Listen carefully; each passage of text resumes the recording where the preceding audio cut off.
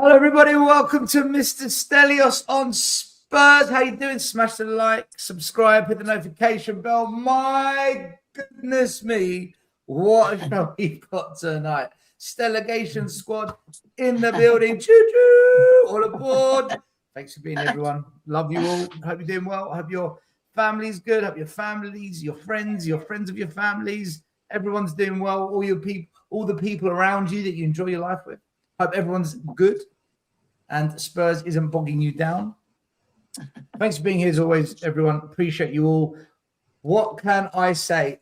Zerbi has become the manager of Tottenham Hotspur. It's official. 5-year contract for a manager that only does 18 months on average at clubs. £12 million a year. The third highest paid manager in the Premier League. For what? What has he done to command that salary? And he doesn't have relegation experience. What's happened? Spurs are desperate. They don't know what to do. Complete mess. They're on their knees. They're begging. They're begging for water in the desert as they're dehydrated. And Zerbi has pulled their pants down. They've caved in. They've given him everything he wants. He didn't want the job a couple of weeks ago, a couple of months ago. Suddenly he wants it. Money talks. We have been bent over on a different level and shafted harder than any time before. And this is not going to last, in my opinion. But there you go. Just an early intro on my fault. Madness. And on top of that, we haven't even started this project and the entire fan base is divided. We haven't even begun Project Zerbi. THFC, the Spurs Supporters Club, THST, they've lost their marbles.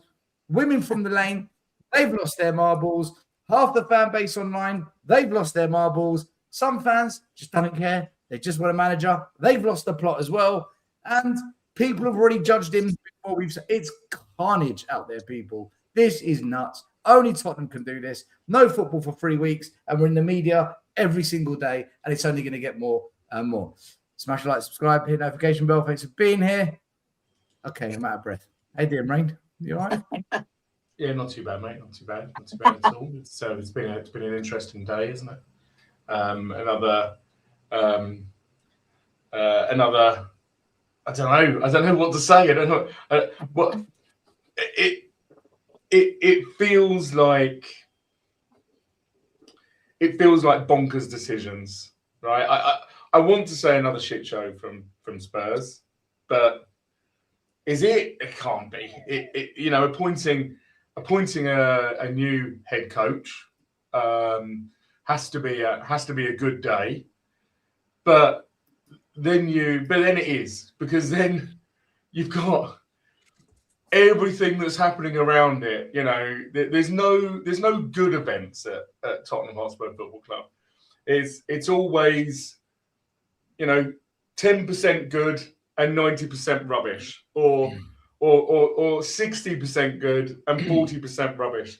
There's always something that gets thrown in, and we've already got a THST out in the chat, and that they have lost their minds. They've absolutely lost their mind. Not afraid to say it. Listen, it beggars belief. On top of that, it's official. More managers this season than Premier League home wins. It's our third manager. Well, he's our fourth, because Anne shouldn't be in that picture. It should be Zerbi. But yeah, no, it's Ellie. Yeah. 3 managers in a season and 2 home wins. I know. It's like desperate times calls for desperate measures, right? And Zerbi, he's got an up and down career. And I was looking at his playing career as well, and he actually went to 14 different clubs. So, he's a bit of a fiery character. We know this about him. We know he can blow a gasket. We know that he's had fights everywhere he's been in terms of the noise that he makes. And I do like his football, though. I do like his football. It's not always the most successful football, but when he was at Brighton, he got them playing really well. Obviously, he took over a well-run club. Brighton are a well-run club and they scout very well. But, you have to mould the players. And I think we've got a nucleus of a good team. He's just got to put them in the right positions, and we might we might do okay, but you don't know. We're throwing our what's it called, our gauntlet into the fire, and we start with a fiery match as well against Sunderland. So that's going to be a tough call and hard nut to break, because Sunderland will be up for it. So he's used to it, isn't he? He's used to it, De Zerbi. He's used to the fire. So there you go. He's used to it because he's the one normally starting the fires. So That's what I'm saying. He starts that's why it. he's used to it. He's got the matches. Honestly, it's bonkers. Do you know what? I can't remember a manager that's ever started at Spurs with such level of division and such level of toxicity across the fan base from day one. Before a ball's kicked, before any project's begun, it's the devil's work on the internet right now. It's the devil's work, and already we're divided. Like, we're divided before we've begun. So, Dietrich, what up? this manager, 70 games in the Premier League. He's won 26, drawn 19, lost 25. His football's good, but his results are average. So I'll be honest with you guys. I'm not the Zerbi's biggest fan in terms of like winning trophies or like putting a name on himself at like the top tier coaches. Like my favorite was Glasner. If we wanted to get a proper manager in the summer, that was my first option. But since this fan base is woke and the THFC is losing their minds, I'm fully behind the Zerbi now. He's gonna create so much division, and everyone's gonna lose their freaking mind. So I'm fully on board with him, even if his results are not the best. I don't care. I hope he stays there for the 5 years, and I hope we sign Mason Greenwood along the way. That's all I gotta say. Why would you want us to sign Mason Greenwood? Just to take the piss out of this fan base, honestly. So they keep losing their minds, and it's just gonna be fucking hilarious. Because you saw the comments. We're gonna talk about it later, I imagine. But you saw the statement they made. They're regrouping the whole fan bases against him. That's not true. I'm fully behind the Zerbi now. Okay, we'll get into what we think about this. Yeah. Get Maz as well. Maz, De Zerbi, 5 years, £12 million a year. Fans are divided. The trust has lost the plot. Women from the lane are going on TalkSport saying that they're not going to support this. Fans crying, meltdowns everywhere. The other half of the fan base just want a manager that's competent. And in all of this, not one Enoch out. Not one Enoch out in all this catastrophe and hurrah. Maz, where are you at with it? Where am I at with it? Well, I'll stick on the manager for the first part.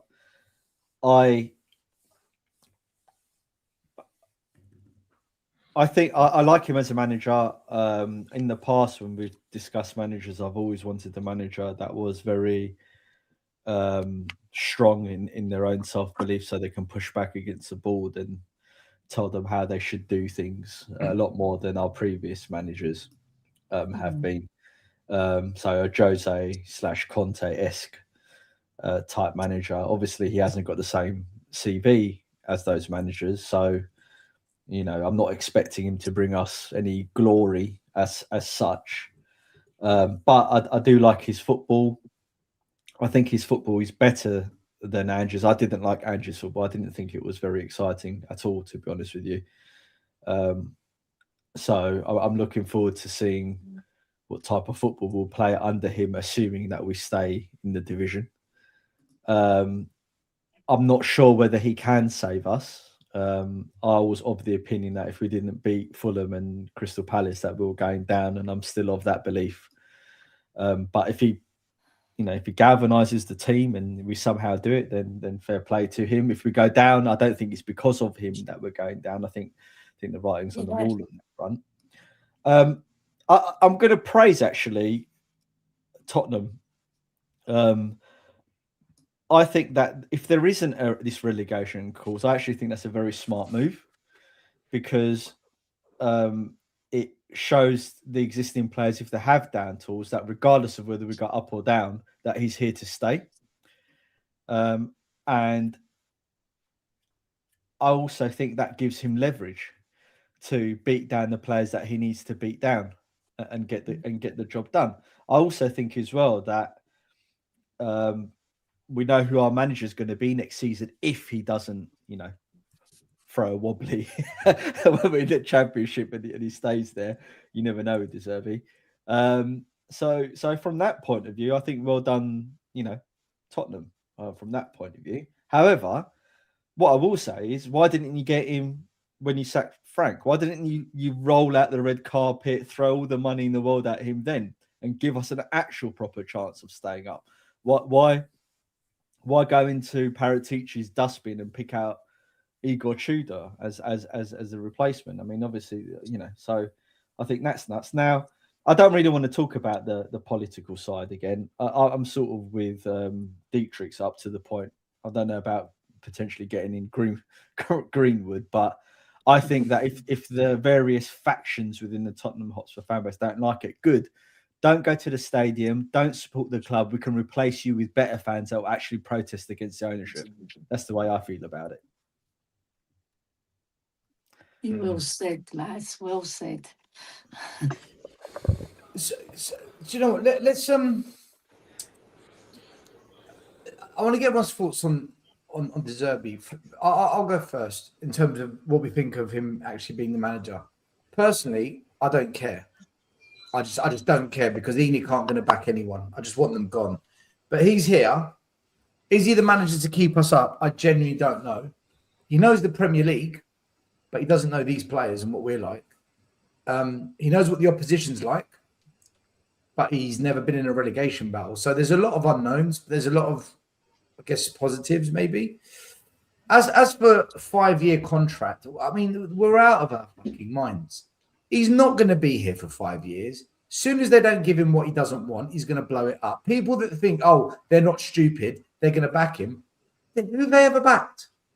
Who have they ever backed and what? Now they're going to back someone. They really wanted to. They could have backed Frank. They didn't. He got backed to some degree, but not to the extent needed. So I just think De Zerbi said, I'm only coming if it's on my terms. I want this, and that. You need me more than I need you. If you don't want to do as I say, go and get yourself Sean Dyche. Go and keep crying to managers, begging them to come who all don't want to come. I think De Zerbi's just basically grabbed Enix by the bollocks, squeezed them, ripped them out, and thrown them in their face, and they've said thank you. They've actually said thank you. That's why I think he's the manager. It's because not because a project's been sold to him or because he's really on the money. The money talks, and he's come here because the money's. Listen, imagine you're on £12 million a year, having achieved what? What have you done to command £12 million a year? And if it goes wrong, let's say he gets sacked after 2 years, he's going to get £36 million. If we sack him after 1 year, like we did with most managers, he's going to walk away with £48 million. Oh, wow. It's mad. It's fucking mad. But he can buy a lot of Italian meatballs for that. No, if we sign, he can buy the whole factory. Ellie. Listen, one thing I will say is I agree. Ellie, I do agree with you. His football is good. Yeah. As a coach, no, it's not. A good coach. He is a good. You can speak in a minute, Dietrich. He is a good coach, right? He knows how to play the game, and tactically, he's a good coach. I'm not someone that looks at De Zerbi and says, "Oh, he's shit." He's better than Frank. I'd have him over Frank. I agree with that. He's done well with Marseille in the league, but in Europe he didn't do so good. But in the league, he had them second last year. He left them in third. But you're missing something important. Yes, his football is good on the eye, but you guys forget about something quickly. His football looks good when he has some phenomenal talents. Like us, unfortunately, we just have runners. He needs technical, press-resistant players, and we just don't have that at Spurs. Every manager, are you expecting him to win a trophy? Sorry? Are you actually expecting him to come in and win a trophy? No, I don't Or expect like- anything. No. No, exactly. So what's the problem? That's it. No, but Yeah. like if people say it's gonna be good, but like with the players we have, it's not gonna be a good No, football. I don't or think good anyone watch. can say whether it's going to be good or not. I mean, look, I like Zerbi. I've always liked Zerbi. I like him because he is like Conte. So I mean, Yeah. I'm just putting it out there. That's why I like him. I think he plays brilliant football, but I'm not expecting anything from him, and I'm going to judge him the same way I judged Frank and Ange. If he lets me down, I'm going to I'm going to put my thing out there and say you can go and do one as well. But I'm not going to not back him. I think we have to back him because, to your point, Stel, he's grabbed them by the balls. He's told them what he wants. They've given it to him. And I hope they do it his way. I hope we actually do it the way the manager actually wants things to be executed. Do I really think that's going to happen? Probably not. I'm sure Rain's going to tell us all the reasons why it won't be, and I'll agree with him 100%. But, you know, it is what it is. I'm not down spirited about the appointment at all. I think the most interesting thing for me about the Zerbi appointment, and like you say, the long tenure that he's been given in terms of his 5-year contract. I mean, that's just payday, isn't it? It's what you do when you're playing with other people's money. And anyone who goes, it's not my money, it's my money. It's my money they're playing with, right? That's and anyone else who buys a season ticket or goes to the ground. Of course, it's our money. They are absolutely playing with our money. The thing that he has never proven, great football, right? And I agree with Maz. I love the fact that he's a bit, he doesn't give two hoots. He absolutely says it as it is. When Conte had his massive rant and everyone go, "Oh, well, he's got to go," I'm like, no, give the guy a pay rise. Do you know what I mean? This is exactly what we need. And if he'd been listened to, I stand by it. If Conte had been listened to rather than sacked, we might be in a little bit of a better place right now. Right, so let's just all of this. You can't be outspoken. You can't do it. No. Sod it. A manager or a coach only comes out and starts saying those things when they've been saying them behind the scenes and they haven't been listened to. That's what people need to understand and realise.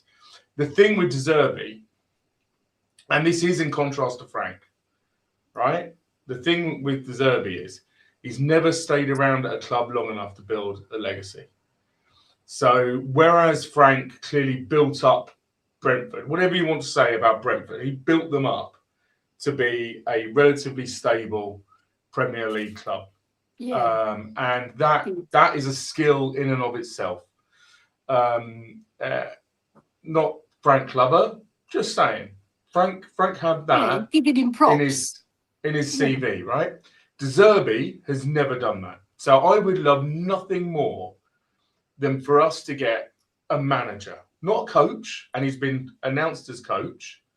Yeah, I'd love nothing more than for us to get a manager who the scouting team reports into, whoever's doing the youth team reports into, and the manager does match days and manages the coaches who do all of the training. I'd love nothing more for us to go back to that model. I think the whole DOF model is quite clearly rubbish. It's quite clearly, you see it. Every coach who stays long enough to be a success at the club ends up effectively being the manager. So why not just start there? So that's the one biggest concern I have with Zerbi.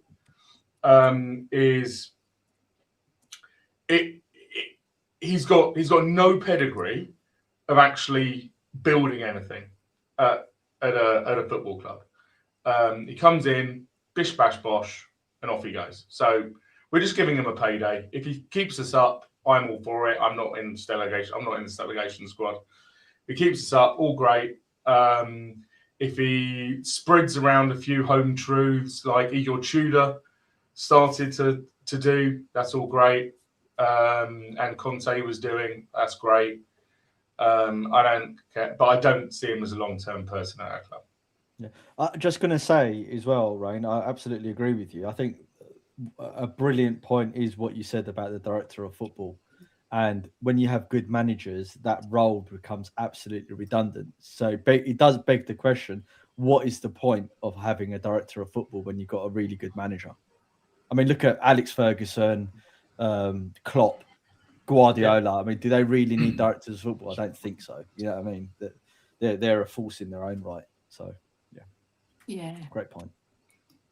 I think you even see it now with Arteta. Arteta's gone from being a coach, and over the years he's just done like that, and now he's that manager. So just start with the manager. Just get rid of this DOF nonsense, and just go back to that old system. It'll work better. I think the Zerbi's in for a shock when the transfer windows happen, and he actually realizes what he signed up for. Then the reality is going to slap him in the face. Can I just say as well? No, another point as well is I don't think anyone expects De Zerbi to be here for 5 years. He'll have 18 months probably tops, right?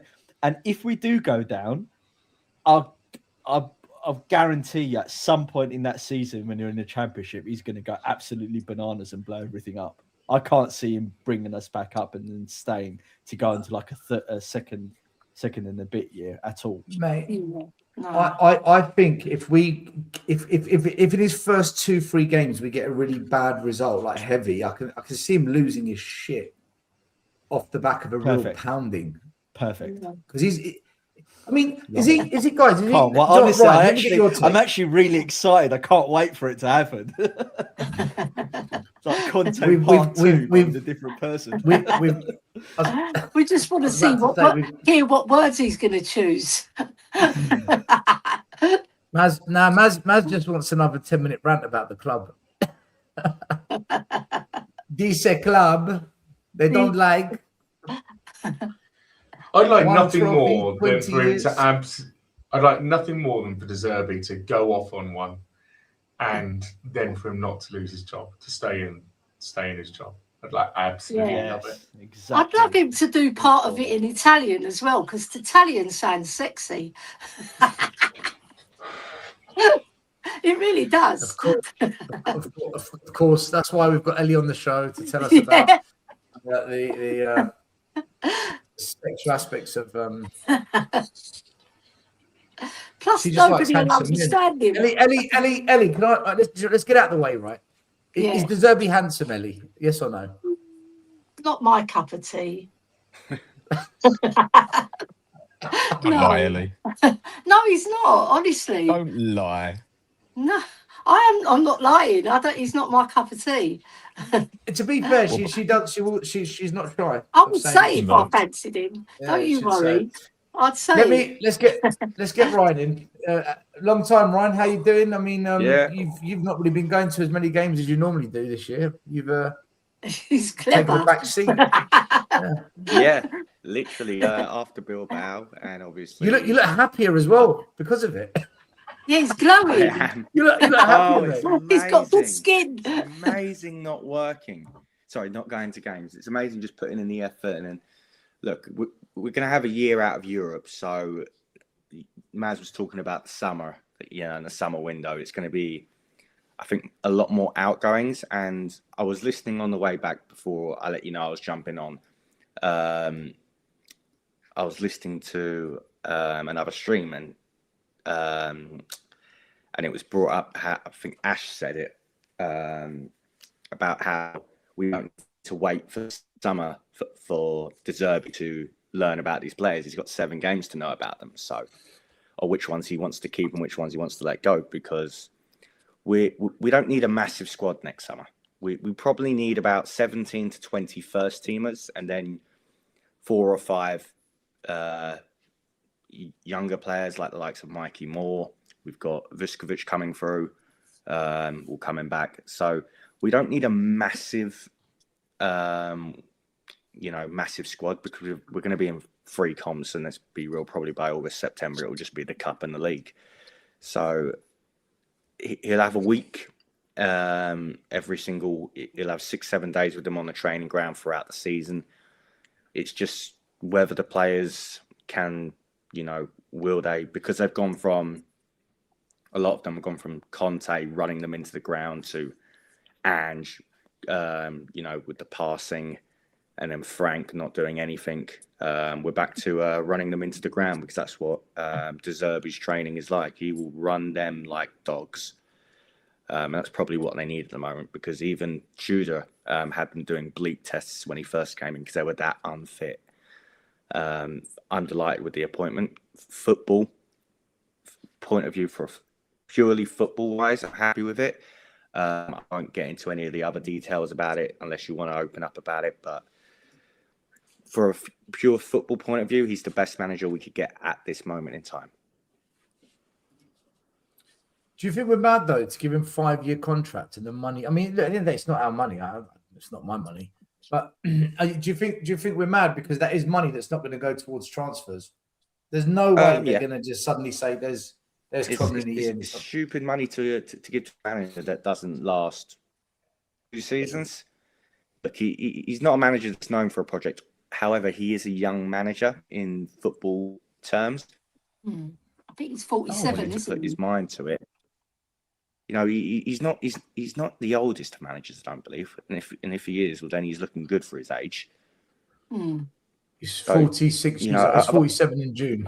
Yeah, he's 47. Yeah, I've always said this. If you want a project and to back a manager long term, you're not going to get that hiring a 60-something-year-old manager. It has to be someone that that the players can grow with the manager, so they can go long term. Look at Arteta. I hate using it as an example, obviously, but he had a young squad and he's grown with them to what they are today. You need that young manager. You need to stick by him. But will he stay? Will he stay? He probably won't stay. He probably won't stay longer than. But you say this is ENIC 2.0. This is their first summer window. This is their first summer window without Daniel Levy. So let's see what they've got to. Because they ain't going. We said, Ryan, didn't we say that about the January one? We said let's judge them in January. Let's judge them, and it was the January window. It's because they lie. Whatever. They lie about it as well. January, you're never ever going to get the player. We're not ever going to get those players, especially at the moment. Okay, the players we could have done better than what we've done. Yeah, only Gallagher. We could have done more. We could have done more. So because of that, we might get relegated, basically, because they totally. I totally agree with what you're saying. They chose not to do anything rather than. It's not that we could have done more. We should have done more. Yeah, we could have done more. They chose not to do more. No, but I'm saying we should have done more. Gamble. Vinay and Lange have taken a massive gamble. Okay, but I reckon if they. The summer window, I think, under Frank kind of showed you, we aren't shy of wanting to throw money around. It's just about identifying the players. We don't have that. We need a proper scouting network, first things first. Like, whoever De Zerbi wants to bring in with regards to scouts, bring them in. That's got to be the first and foremost, straight away. And then we can start looking at bringing in. And honestly, I don't think we need 7 or 8 in the summer. We need 3 or 4. You can bring through Mikey Moore. You can bring through Vuskovic. Get rid of, 7 or 8 of those players. And then you've got a 22, 23-man squad ready for domestic football. I'm going to agree with Ryan. I think, absolutely, they should have done more. Of course you agree with Ryan. You've got the same name. Yeah, pretty much. But what they actually did in January was err on the side of caution. That's what they did. Everybody's, and if you look back in the past, look how many mistakes our club has made, right? In terms of the transfer market, look how many bad players we bring in and then we can't shift them out. Couldn't they put some more loans in, though, Ran? Yeah, no, I'm not disagreeing with you. Yeah, absolutely, they should have done more, but what they were trying to do is make no mistakes. So, was it the right thing to do? No. Do they need better? Do they need better scouting, better talent acquisition? Absolutely, 100%, yes. Yeah. But this Rain, this is going to be the most. This is going to be the most costly mistakes that they've made. Look, they're paying £12 million a year to a manager who hasn't won anything. Yes, he plays. Can we forget nice about football. winning stuff at the moment? We just need a manager that no, will get I'm us not, to win. No, but I'm not hold on. saying he's got to win stuff. I'm saying he hasn't won anything. So they're taking a punt on a manager that plays good football. He'll appease the fans because we'll kick the ball forward. Just like when Postecoglou came in. Like Dan said, he got it spot on. Kick the ball forward and you'll have the fans on your side. But we've only got 7 games to True. rescue our season. Yeah, and Yeah, stay up. but hold on. Were we this outraged when we gave Frank the 3rd highest salary in the What did he league? get? 8 million? Was it 8 million he got or 9 million? The 3rd highest, whatever the figure was. Yeah. Still the It 3rd wasn't. highest. It in the league. wasn't. It wasn't a £60 million package. I think it's the whole thing, isn't it? It's the 5-year contract. Well, how long? 12 How million. long was Frank's package for? Is it 4 years he signed for? 3? I think it was Yeah. 3. 3 + 1. 3 or 4. Yeah, but it wasn't Right, this so still much money. significant. And he Also, didn't as well, even what last we don't month. know is whether it's prorated, right? It may be prorated depending on the season, right? But these are just headline figures, right? We don't know the structure of the thing. So, and it's obviously a gamble because if, by going down, they're going to lose hundreds of millions of pounds. So spending our transfer, spending our whole transfer budget for this summer into Zerbi now, right? For them, it's like, yeah, wicked. You know what's going to happen. By the way, just to manage everyone's expectations, I'll do it on behalf of everyone. We're not going. Everyone thinks this summer, if we stay up, we're going to go and spend hundreds of millions of pounds and bring in these fantastic players. This is Enoch. You know, we might bring in one player that we all think, oh yeah, that's decent, but be prepared that we're going to bring in 3 or 4 that aren't. That's what we do. Yeah.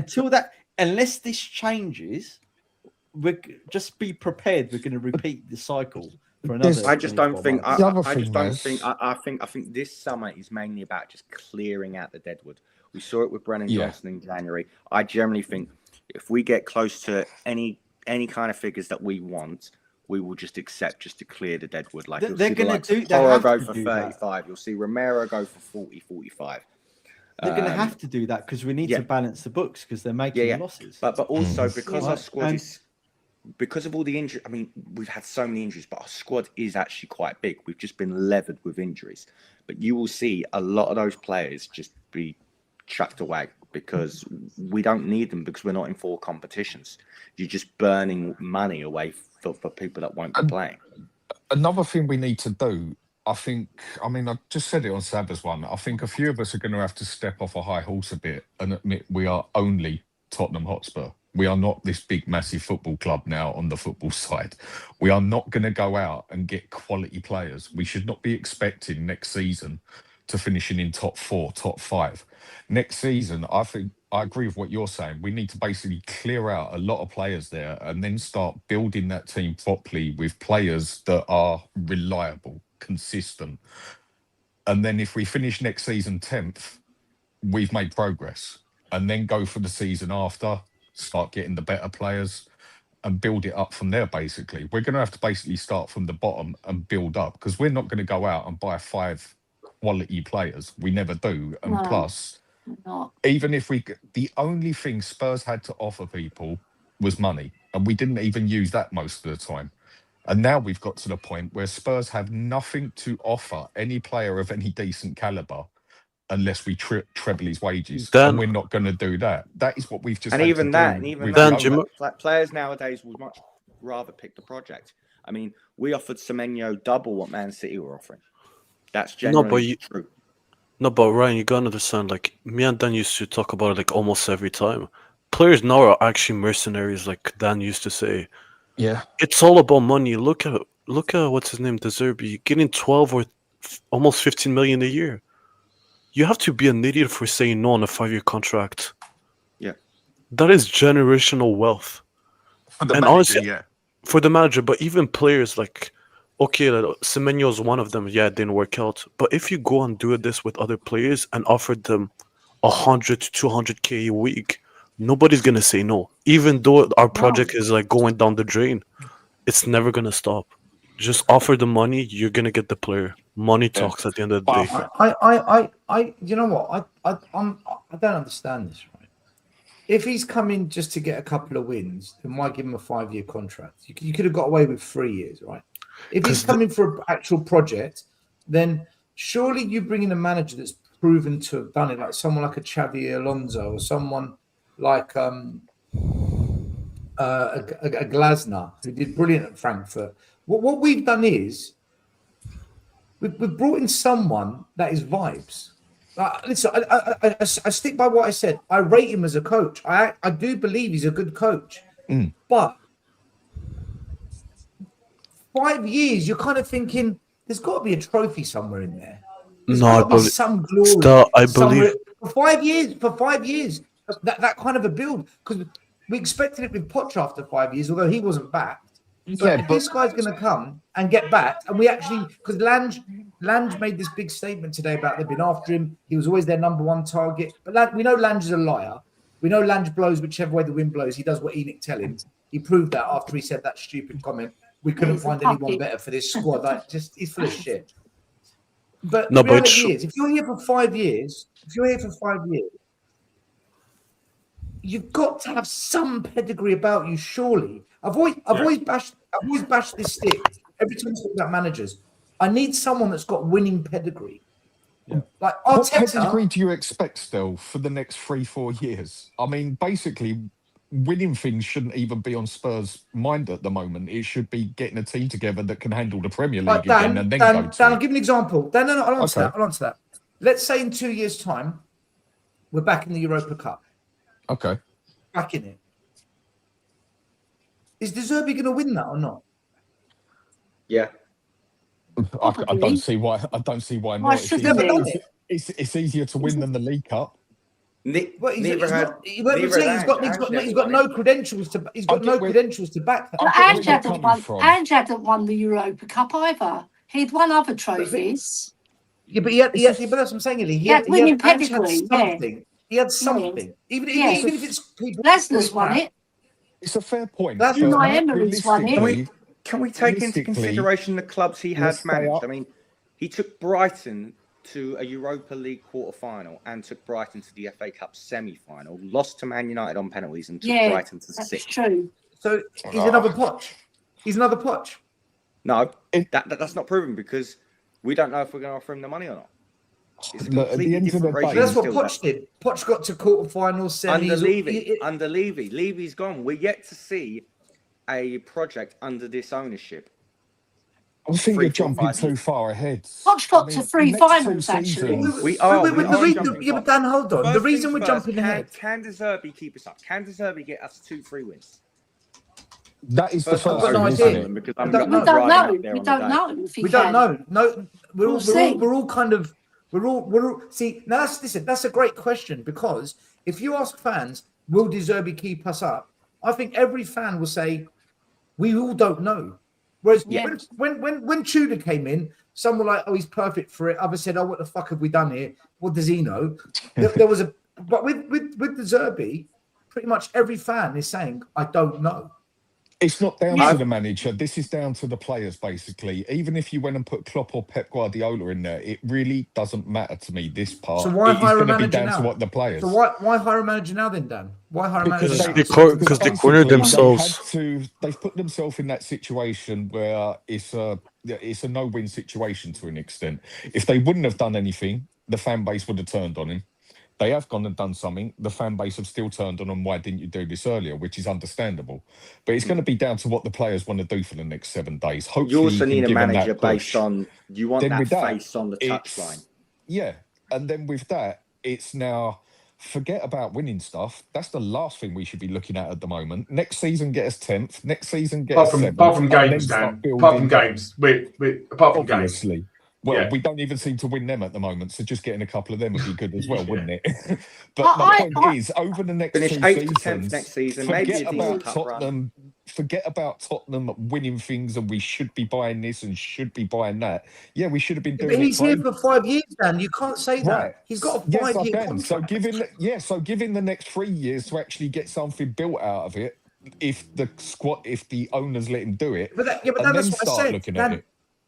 hold on, that's what I just said. If in 2-3 years' time we're in the Europa Cup, that's what I said. Is he going to win something? Yeah, I get your point. Yeah, Yeah, but I'm Is looking he still- at going to more get the over short the term. line? Can we look that Yeah. far ahead though? We should No, be but looking even- that far ahead. We have to. He's got a 5-year contract, No, Brian. no, we do He's not. been given No, 5 we do not. years. No, he has a No, 7-game. You It's a don't 5-year think he's going to be here contract longer than from 18 June. months, mate? I'm saying he has a 5-year 7-game from June. contract. It's over Does it? 5 years. I don't. Listen, I think he's gone before 2028. But my point is, if he's been given a 5-year contract, everyone who gets sucked into the Enoch machine, which most of the fans will do, let's have it right after a couple of wins, they're going to be thinking long term. They're not going to think, oh, Zerbi's gone in 18 months. They're going to think he's here for 5 years. That's If you look where on people I don't have got If to you wake look on up. Not Twitter, a everyone, lot of though. people think, nah, he's gone in 18 months. What are you doing? No, I'm saying he's All gonna right. have to That's a set. lot. Okay, That's maybe a there's lot more of the fan skeptics. base Okay, online. fair play. Maybe there's more skeptics. Okay. Yeah, but most managers leave after 18 months or 2 years. They get either sacked or they leave. The So reason, it's the not reason, an uncommon thing. that's why He's been these given long contracts happen. normally you get but- go on, Maz. I was going to say that's why these long contracts are done, because the managers want a hefty payout should they be sacked, because they Yeah. know that it happens, right? Especially at Spurs. Well, certainly at Spurs, but and this is not unique to our club. It happens in lots of other clubs, right? So Yeah. it's Yeah. effectively a negotiation. Well, it's not a negotiation tactic. It's part of their pay package, isn't it? But So what if actually you happens? guys, What actually happens is, if he gets sacked, what happens is he'll still get paid until he gets another job. So effectively, that's what will happen. So it's a guarantee that this is. And do you know what? This isn't actually that similar to No. this is just because we don't see this, right? This is exec level contracts, right? So that's what this is. It's just that we're exposed to it with head coaches because you know we're personally interested in Tottenham Hotspur Football Club. But effectively, what happened is when he's sacked in 18 months, he'll carry on. We're still paying Frank. Frank is still, I think, technically an employee. He's just been He's on removed from holiday. his role. It's on Right, he's just been gardening. removed from his role. So we're still paying Frank. We're still paying Levy. Still playing well, yeah. And we will still pay Zerbi. Now the question is, with a 12 million quid, I've got a question about 12 million quid.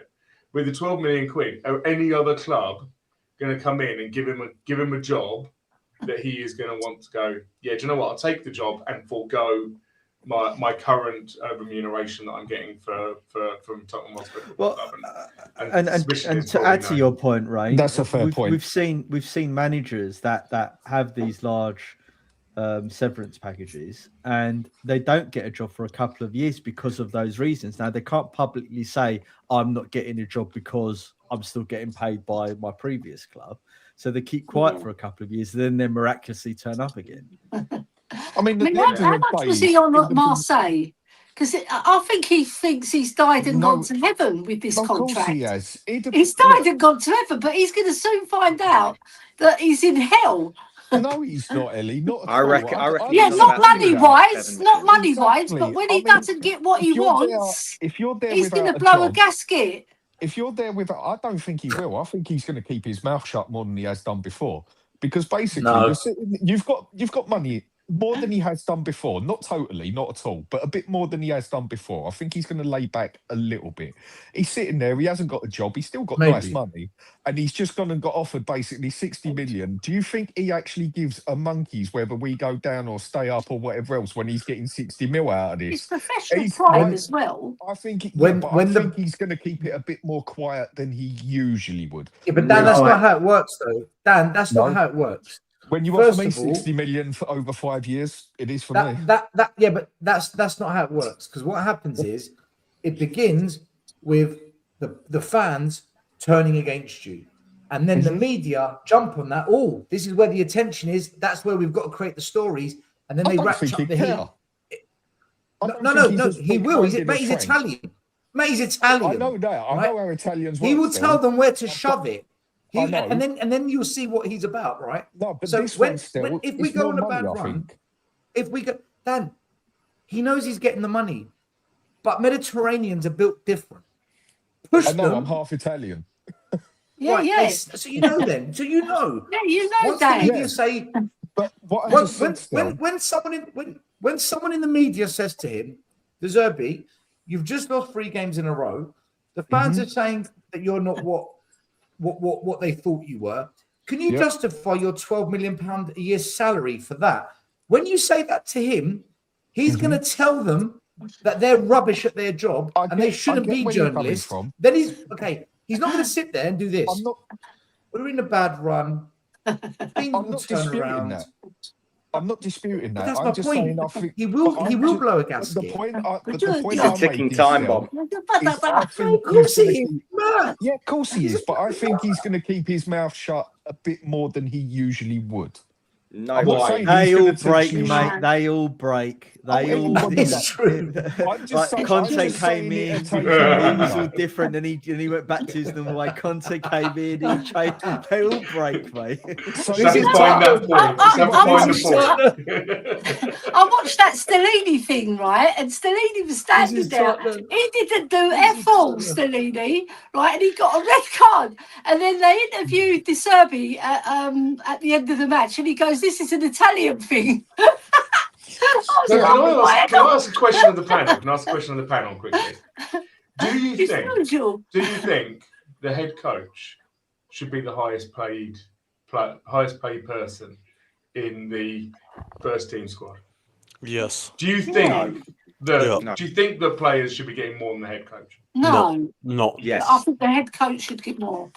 Never. When you say head coach, So why is everybody upset? Rain, For me, when you say head I'm coach, not upset. do you mean the manager, I'm not. De Zerbi? I mean the head I coach. don't care how I mean much the he head gets coach. paid, as long as he does his job. Ryan, Rain, I actually don't care how much he gets paid. The only Yeah. question I'm No. curious, is it a 7-game contract? Because I don't know. I cannot see the club paying the amount of money in the championship. That's the only question I depends have. on There's going to be clauses. There's going to Depends be on a the quick clause in there. like the players have a relegation clause. Yeah, but I doubt it. To lower the wages. The manager will have one as well. It must. Ryan, I doubt it that he signs this 5-year contract and it has a clause that is gonna, like, his salary's gonna go down. I doubt it is gonna happen to him. Look, when you're They're earning not gonna 12 pay him million, 12 million in the championship. when you're earning the money that they're earning, is there really a big difference from 12 million to 8 million? Yes, there's a big difference for them. Let's be real.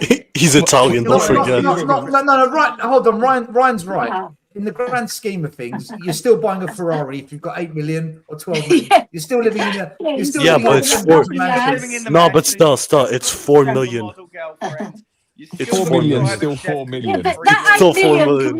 that 8 million can make the other 4 million. I'm His telling life. you, you've got the No, right investors. 1 minute. What Ryan is saying, correct me if I'm wrong, Ryan. What he's saying is his life isn't massively different whether he earns 8 or 12. It's still pretty fucking good either way. Well, Yeah. we don't know Yeah, what but- sort of life You're he leads, don't we? 90. That's what he's I mean, saying.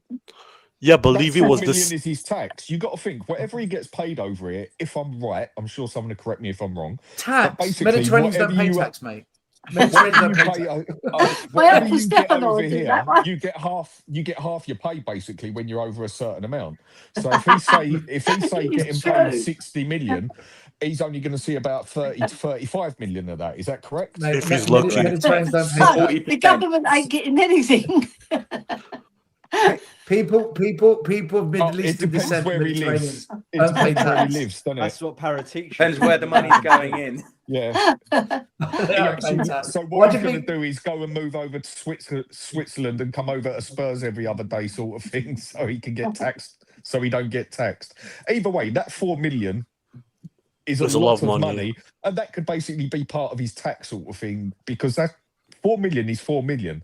Unless you're someone who's got like 100, 200 million in the bank, 4 million is still a lot of money. That could sort out your family for generations and We'll whatever, have but to, we all we'll know have to what check money's the like. Serbia's bank account then. No, but then I can use the argument.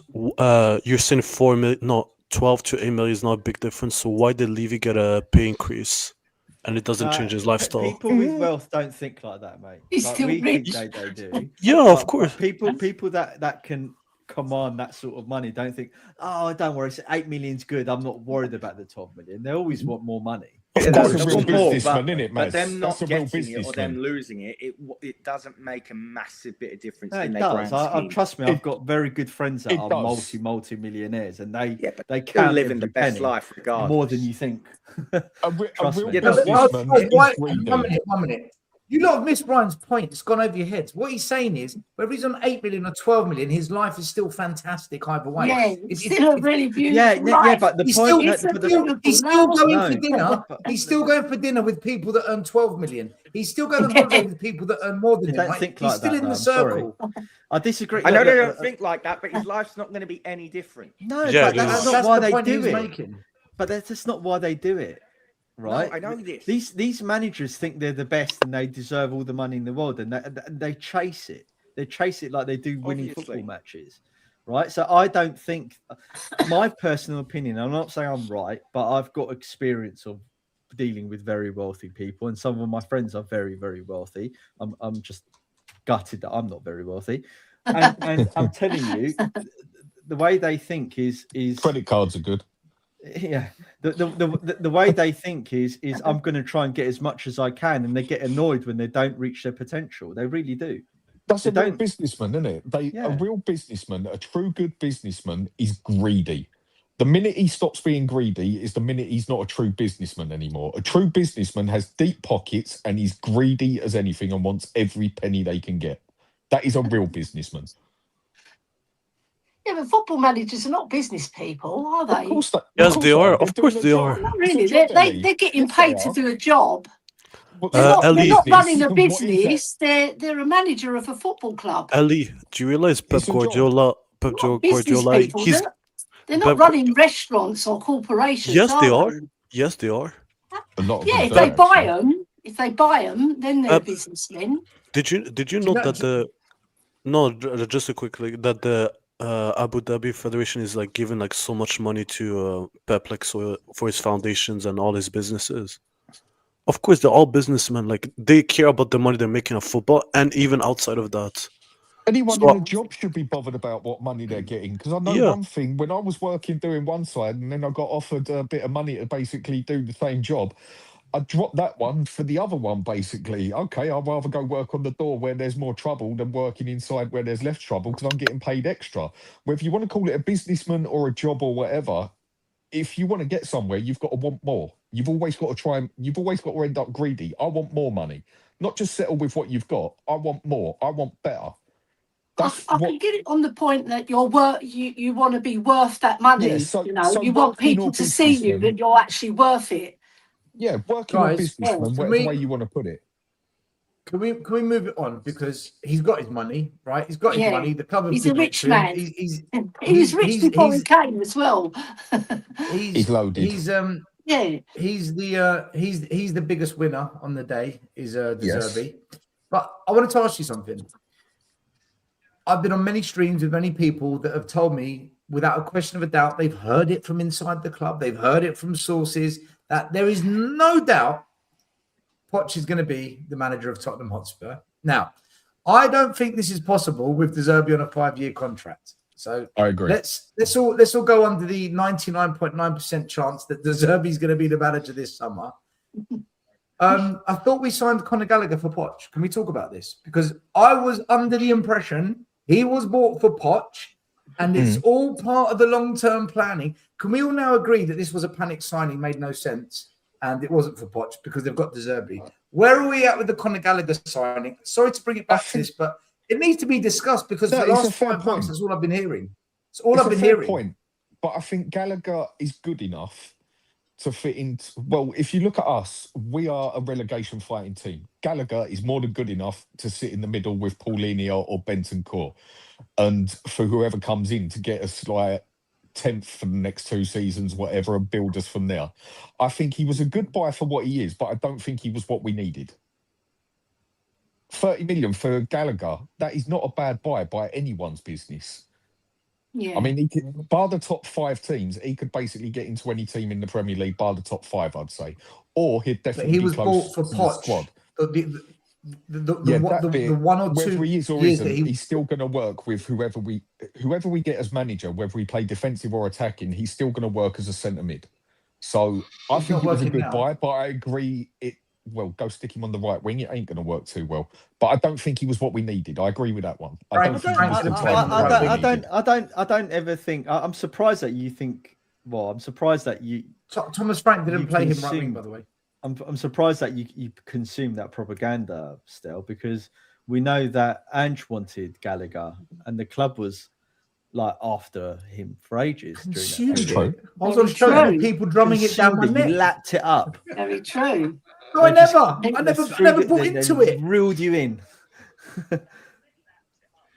I'll buy it. I'll put We my had a neck on better the block. player than Gallagher, in my opinion. Lubo, right? Yeah, there's the guy. There's the name. Mate, he's been the biggest one. On many a show, I've said, guys, I don't think Poch is coming. I've been saying it. I'm not sure he's coming. I'm gutted. Yeah, that he keeps on twerking for Tottenham, but he doesn't actually come, does he? It's an easy hit, isn't it? It's an easy hit. I'll put my neck on the block. I think Gallagher is an absolutely fantastic signing for Tottenham Hotspur Football Club. I think it's I think even in January, I agree with Dan. Right player, wrong moment. Effectively, that's the best way to put it. I'd say that's the best way to put it. Yeah, because what the player that we actually needed was Lookman. If you just want one player, we needed a Lookman. Look how well he played against us for Atletico Madrid. And we've been playing Gallagher as a winger. Well, do you know what? There was a winger and he was available, and I reckon we could have probably got him on loan as well.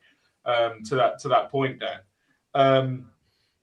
I think Gallagher is absolutely. When you look at our midfield, and you look at the the Saar, Bergvall, Gray. These are not the players who we should be playing. We should be playing a player like Gallagher, he's not the passing maestro again who we need, but he's better than those guys. Yeah, I don't think he's better. The other thing is with him again. We've got to start looking at this realistically. We are only Tottenham Hotspur, and that is that.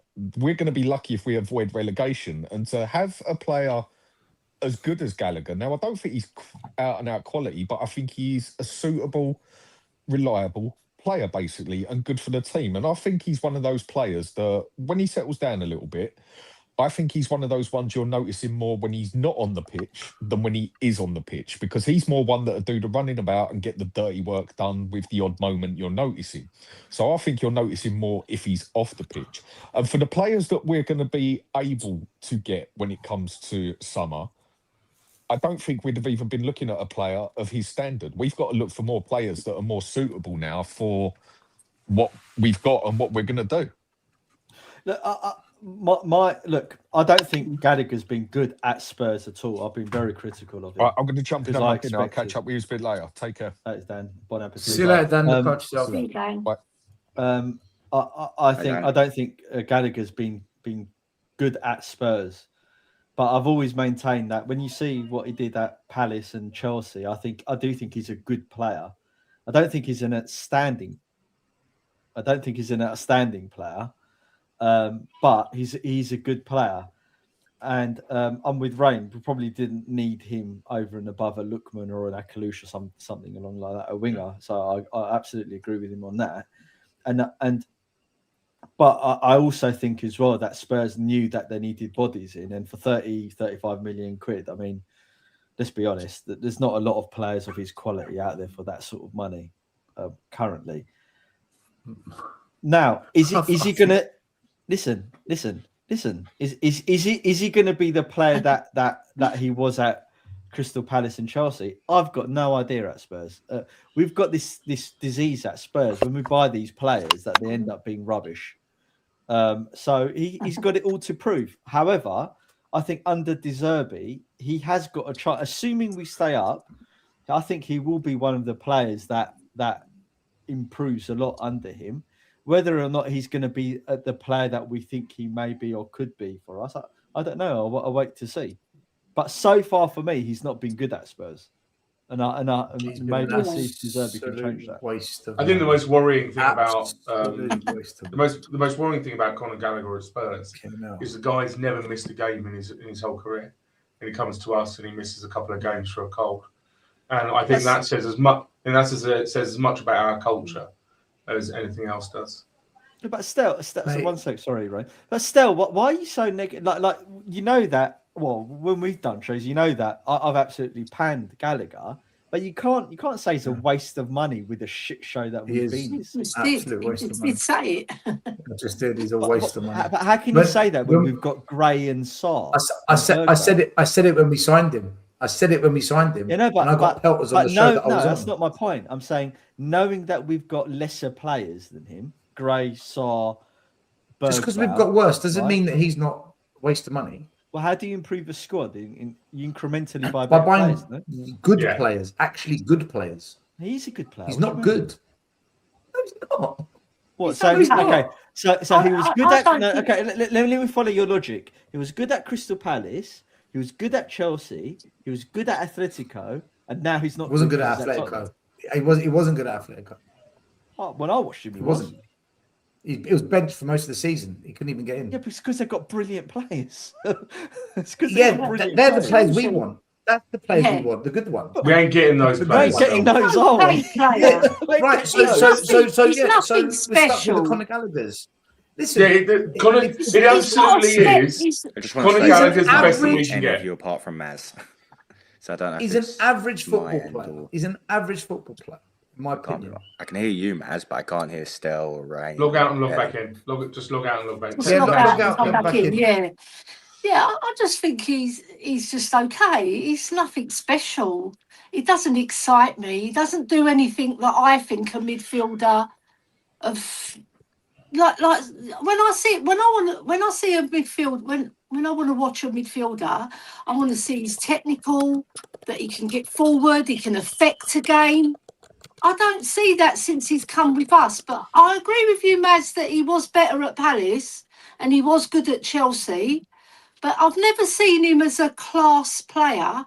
He was fantastic against Man City. He was absolutely fantastic against Man City at home. He was better. He was better, and he done a beautiful cross to Solanke to create his goal. Well, Ellie, yeah. I never said he was class. When did I ever say he was class? No, I'm not saying. I'm saying that he's not class. A good player. I said. I've always said not good. I said good. Yeah, I think he's more average than good. No, see. I disagree. It's because you give these players a chance that we're in the shit. I agree with Stel. I think he's just average. Because we give these average footballer. The only so he's better than what we've got. The only reason doesn't excite me. The only reason we signed him was because of the price. Not every player needs to be he's better than what we have. This is the midfielder you want. There you go. Yeah, but not every player's like that. That's who excited me, not Conor Gallagher. I'll be honest with you. This season, it's looking like the best midfielders are going to end up being probably Archie Gray and Paulinho. That's the way it's looking. They're going to be what it is based on form at the moment. Yeah, based on form. Yeah. On the season as a whole, I think Paulinho has been our number one. Although he's been completely mugged off by all the managers. And secondly, you've got to say, and I don't listen, and I'm not a big fan of his, but Archie Gray is probably our second best midfielder this season. Yeah, but the bar is low. I don't know what the bar. I've said the bar is low. No, but still, I said to you, I said that I don't think Gallagher. I think Gallagher's been awful at Spurs. Don't mix my word. I think Gallagher has been absolutely dog shit at Spurs. I never said you didn't say that. I'm telling you what I think. I don't rate him. Yeah, but you're saying because I accept Gallagher that this is why we're crap. That's effectively what you said. I'm paraphrasing. No, not you. I'm talking to the guy whose comment I brought up on the screen who said Stelios. What did he say? I don't think. Can I just say? I don't think. Yeah, this one. Maz, I was replying to this comment. I don't think Gallagher's the problem. I don't think Gallagher's the not problem. about him I don't know being why the everybody's problem. focused on Gallagher. No, he's not the problem. Just because we signed Gallagher in January, Phoenix the problem. that does not mean that Gallagher's the problem. The problem is that for the last 3 or 4 years, we've signed kids who have physical ability but have not yet proven that they're decent footballers, like Sarr, Gray, Bergvall, right? When we've been signing these kids, if we'd have signed a Conor Gallagher, right, and other players of that profile, we'd be in a much better place. Agreed. But do you know what, Rain? Gray has shown more than Gallagher. That is true. Gray's growing into it. No, not in 2 games. He's He's getting better and better. But he's not. I'm not saying Ray is a brilliant player here. I'm just comparing him. The performances he's been giving. Gray's growing into it. He's an 18-year-old. Gray's been better than Gallagher at Spurs. Yeah. This is yes. But he's all. I agree with Redley. Gray's growing. Gray's growing into it, right? He has. When the pressure's off. Get Lubo on. Let the man speak, for God's sake. Stop interrupting him. Gray's growing into it. The boy was an 18-year-old kid who had decent technical ability. I sat on panels with other people who go, he's rubbish. I'm like, he's not. He's young, right? He's young. He's not rubbish. He's just young. He's too lightweight. He's 18 years old. Yeah. Right? At 20 years old, Harry Kane was still a stick, right? I remember Steven Gerrard playing for Liverpool at 21. The guy had knobbly knees, right?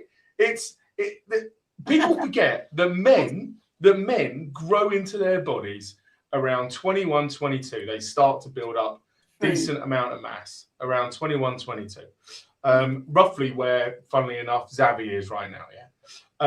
And so everybody's expecting Archie Gray to be this, we should not have bought an 18-year-old Archie Gray. What we should have done is bought a 22 or 23-year-old Archie Gray. We wouldn't have done though. We wouldn't have done. Somebody else would have snapped him up. Someone else would have paid 70, 80 million for that. Yeah. But that's the problem. Then there you go. Then what we do is the problem. We buy a £40 million Conor Gallagher because ENIC will not pay up to that amount. Yeah. My opinion on Gray is I don't see anything. I haven't seen thus far anything special in him to make me think that it was worth the £40 million investment in him. However, he has had a few good games in the last 2-3, and he's shown fight that the other players in the team haven't shown. But I don't think that all of a sudden qualifies him as a better player than Conor Gallagher. Maybe in form he is, but he's not a better player than him. We're not saying in form. That's what we're saying. Yeah, he's not a better player. And I'm not, but however, I'm also, and I've always maintained this, I'm not blaming Gray or Bergvall or any of the kids for the plight at Spurs and the managers throwing them into an absolute shit show that we have done in the last 2-3 years. And still, if you remember the conversation we had before Ange came, you and I were lone voices when we said, if we're going to start again after Conte, let's rip it all up and start bedding in the kids now and start a 3-4 years process with bedding in these kids and really starting a project. But we didn't do that. Ange came in. He bought the players he wanted to bring in. He didn't bring in any of the kids until the second season when he had to. That's the history of the Tottenham. Enid brought the kids in, not Ange. He didn't want them. He I said think that, didn't he? I think Masmi's into the team, and even then it was under extreme duress. Yeah, it is. He didn't have anybody else, that he had to play the kids. There was no one else because we didn't build a squad. So there's no one else to call on. I like Chris's comment. Maz still thinks Redknapp's coming in. Isn't it amazing? No matter what you do on YouTube, isn't it amazing? No matter what you do on YouTube, even on your own channel, when you bring up a conversation about Poch and Gallagher, we end up having a debate about Archie Gray. Every show I go on, all roads lead back to Archie fucking Gray, even on my show. He's moving. He's just put Rain. Archie's turned 20. He's got one more year to become a man. You know what I mean, though, right? You know what I mean about. Everybody thinks at 18 they're men. They're not. Yeah. They're not. They're still kids. Oh, even Gareth big Bale. up to Alex, by the way. Yeah. This chap here, Alex, he lives 10 minutes down the road. I met him for the first time the other day. Went for a cracking, cheeky little beer by the St. Caps George. Was it a Mate, Keo? honestly, big up. You're gonna have to show me Yeah, it was these a Keo. places when I'm out there. Yeah, Stel. it was a Keo. Yes.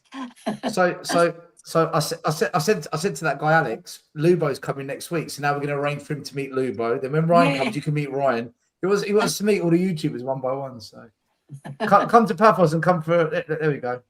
There's the beers. Happy days. Everyone went out to go see Brian in Happy Cyprus. Sorry, in Canada. So now we're all going to go see you in Cyprus. Mate, Cyprus is closer. Makes more sense. Just come here, and the weather's better. Canada's freezing cold. The weather is Yeah. better. Canada's freezing cold. Next thing I want to discuss, right? Because we do need to discuss it.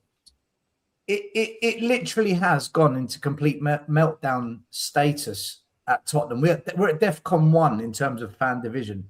So this was put out before we signed Zerbi. No to Zerbi. Tottenham fan groups urge club to rethink. And then today it exploded. On the BBC. In fact, hold on. I've got the actual article here. There we go. So the Spurs Supporters Trust have come out and publicly said it cannot support De Zerbi's appointment. Now, the problem with this is 1 week ago, the Spurs Supporters Trust tweeted all together always. So they've got themselves into trouble here because on the one hand, they're saying, come on, let's unite. We're all together. And the word always means every single day, right? Not when you pick and choose, but by coming out with this attacking statement on De Zerbi and the club, they've lost all credibility on what they stand for or what they even mean. So what they even do. On top of that, the co-founder of the Women of the Lane, it's a women's fan group, part of Spurs. Their group they oppose the appointment of De Zerbi, and they will stop attending matches because of this hiring of De Zerbi. Listen, that's just the fan groups. Then you've got a lot of people on X, the Matt Hayes, the George Achilles, the Sunny Talk Spurs, all people that are quite active on YouTube channels. Where did it leave everyone now that have been slamming De Zerbi, calling him out? None of them want to attack Enoch and go after Enoch out. Right, that's it, enough of this board. They're now saying that either they're not going to support the club when they told everyone else you've got to keep supporting the club, or they're kind of accepting it. Have they got a choice? I don't know. Is it just a bit of hot air in the moment? Where are you at with it? Because I've never seen, guys, I've never ever seen a manager hide for Spurs with such division and toxicity. Mourinho a little bit, but not like this. Where are you at with it? Because it's actually getting worse. It's not improving. Well, I personally, separating football from political point of views, football point of view, as we've discussed, I think he's the right manager for the situation we have right now that was available. There was actually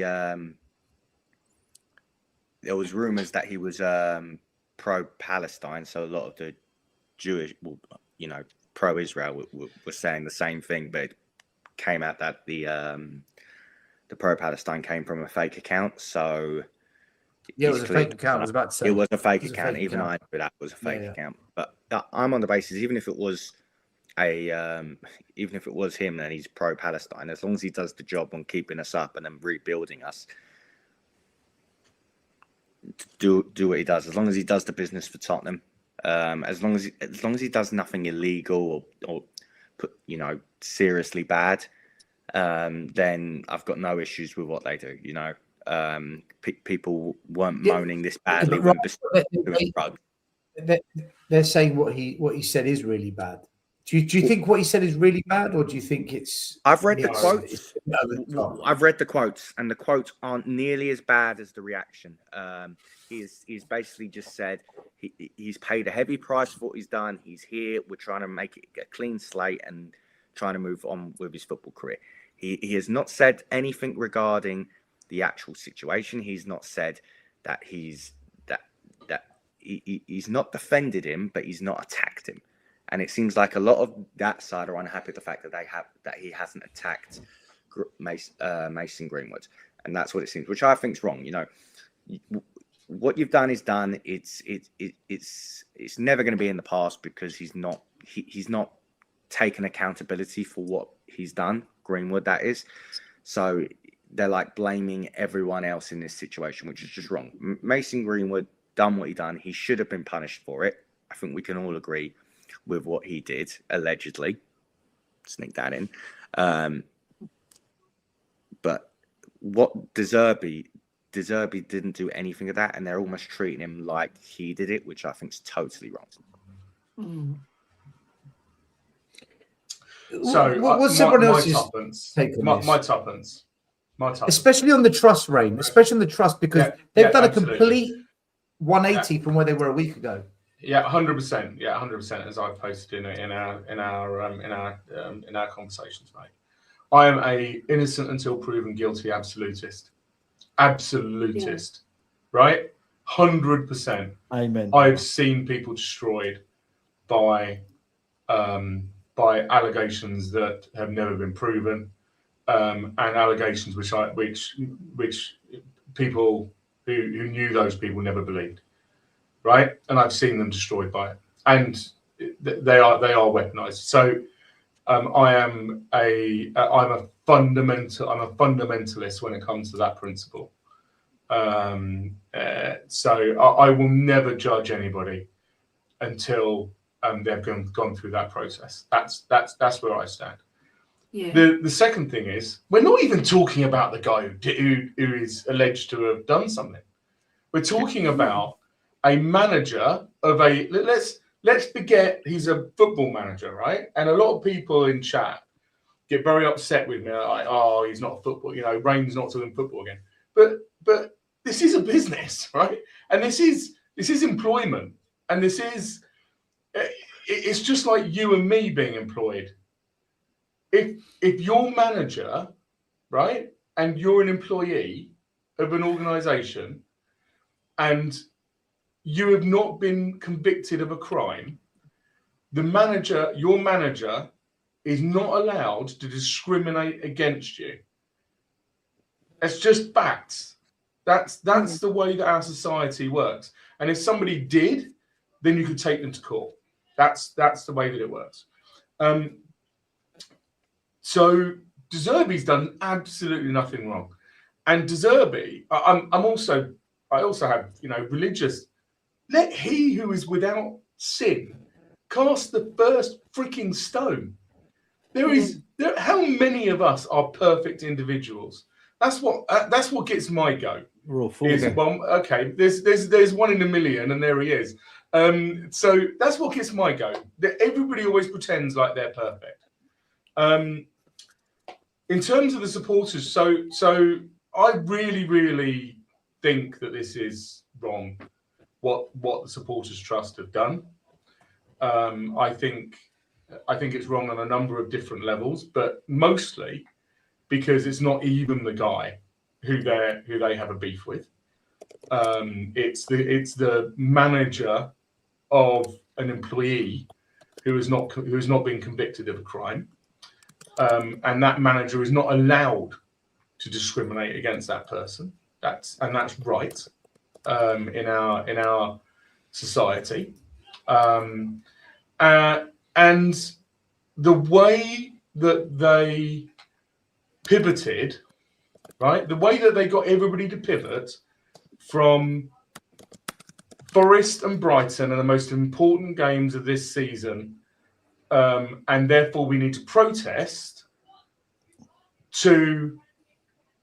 It's so important that we don't get relegated, that we must do a happy clappy, mimic the Europa League parade party and clap their bus, and we will, so that we're all together.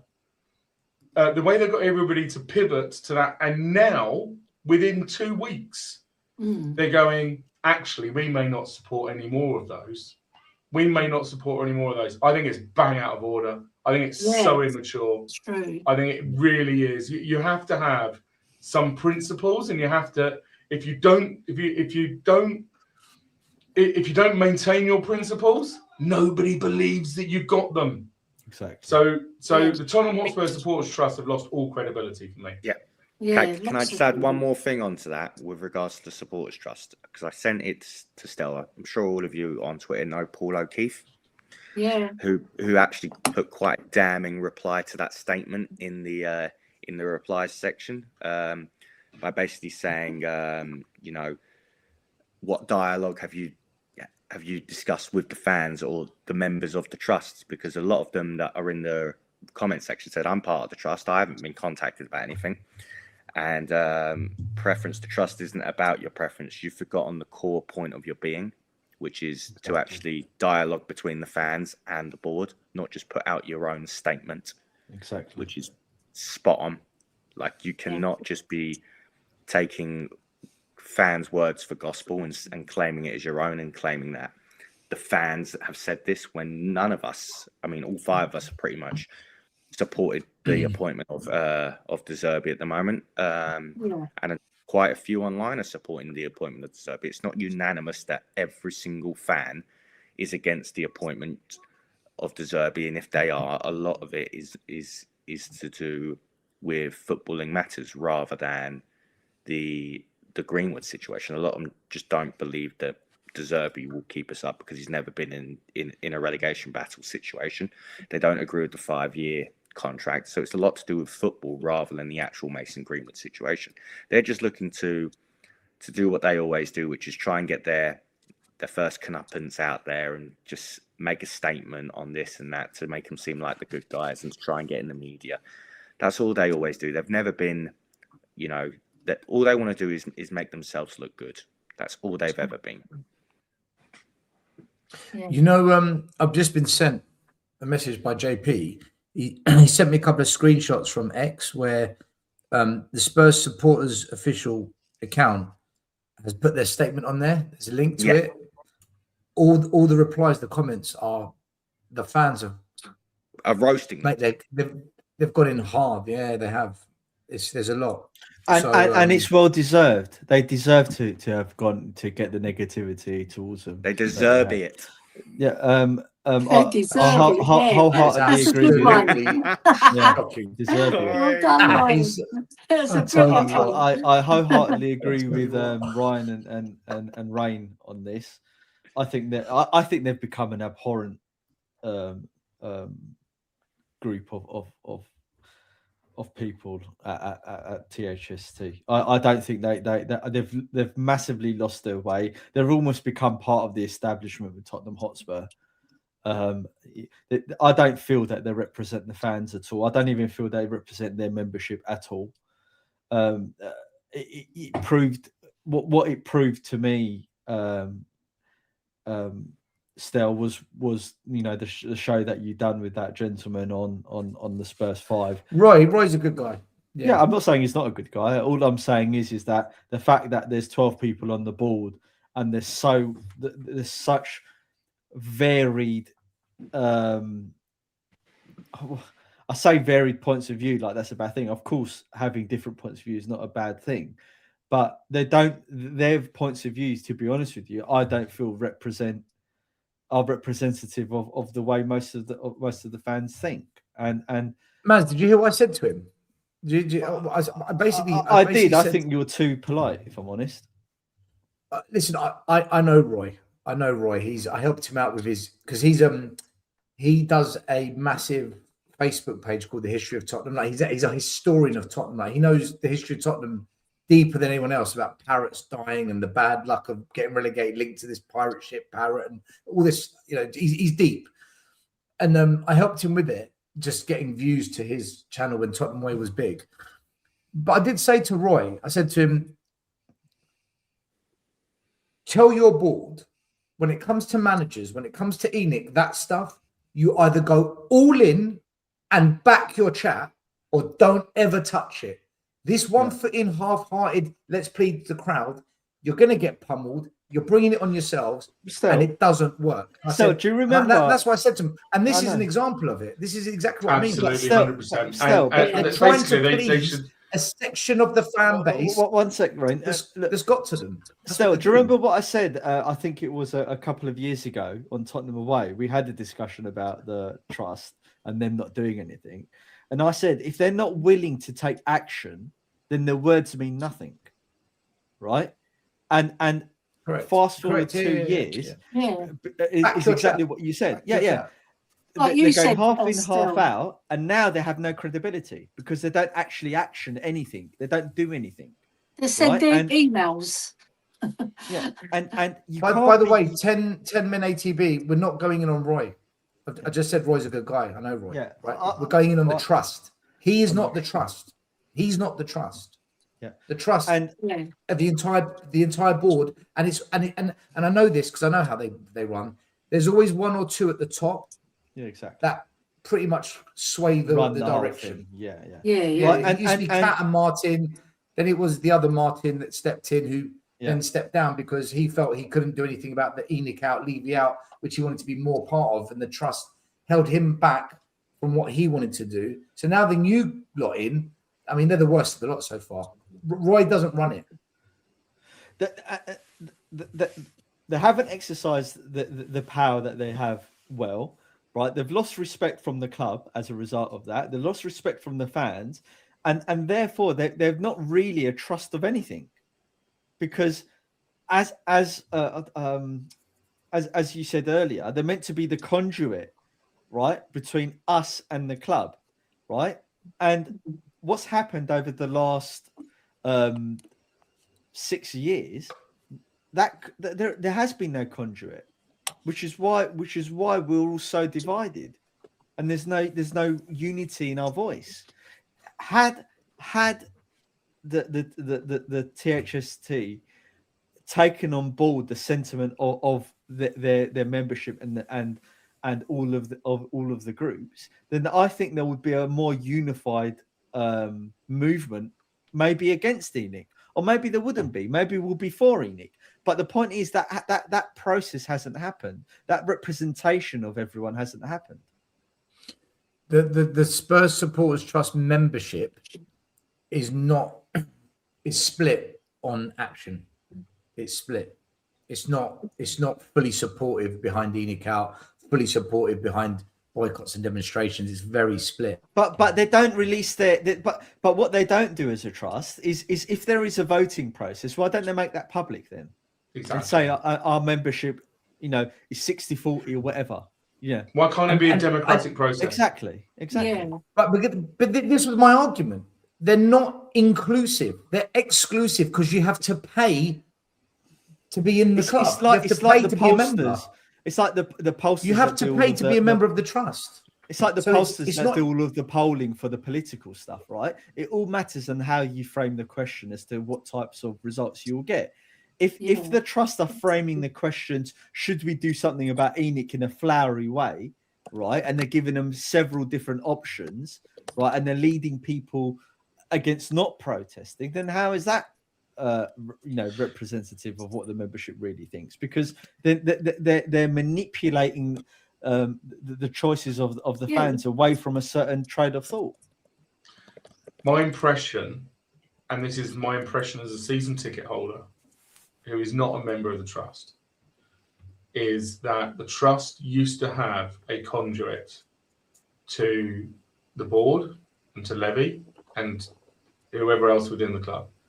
And then they supported the protests against the European Super League. And the response from our board was to cut off their privileged access.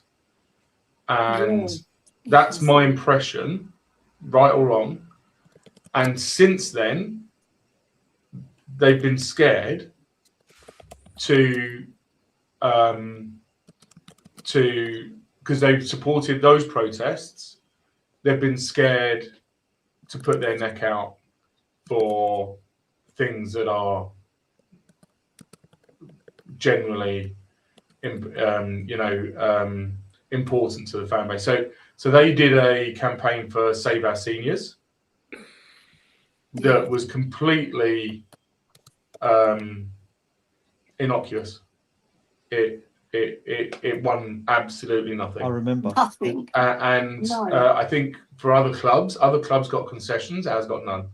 And there's a good reason ours got none. And that's because unfortunately, the people who are representing us, as Stel says, they're they're half in the club, half out the club, and you can't be half in the club, half out the club. You need to be like a union. Absolutely, and Basically. you need to you need to be willing to utilize your power and protest. Yeah. And they Yeah. don't, and because they don't wield that stick or the threat of the stick, then they hold no power, right? And Levy and Enoch realized that, which is why they said to them, "You're out of our circle of trust," and then shit themselves. And like you said, and they created the FAB, put a couple of them onto the FAB, therefore taking them out. Effectively, they should be. Effectively, they're a middle class union. Yeah. And what I remember, and some of you are too young. Certainly some in chat. I remember seeing Bob Crow on what's the thing on Wednesday night? I don't watch it anymore. Question time. The question time. That's it. Yeah. And I remember him being there. Okay, I remember this guy caused me so many problems with trains. Yeah. And I remember seeing the way that he represented his union members. And I remember as a young lad, right, or as in my teens, 20s, and thinking, God, wouldn't it be great if we actually had politicians who were that effective at what they do? Yeah.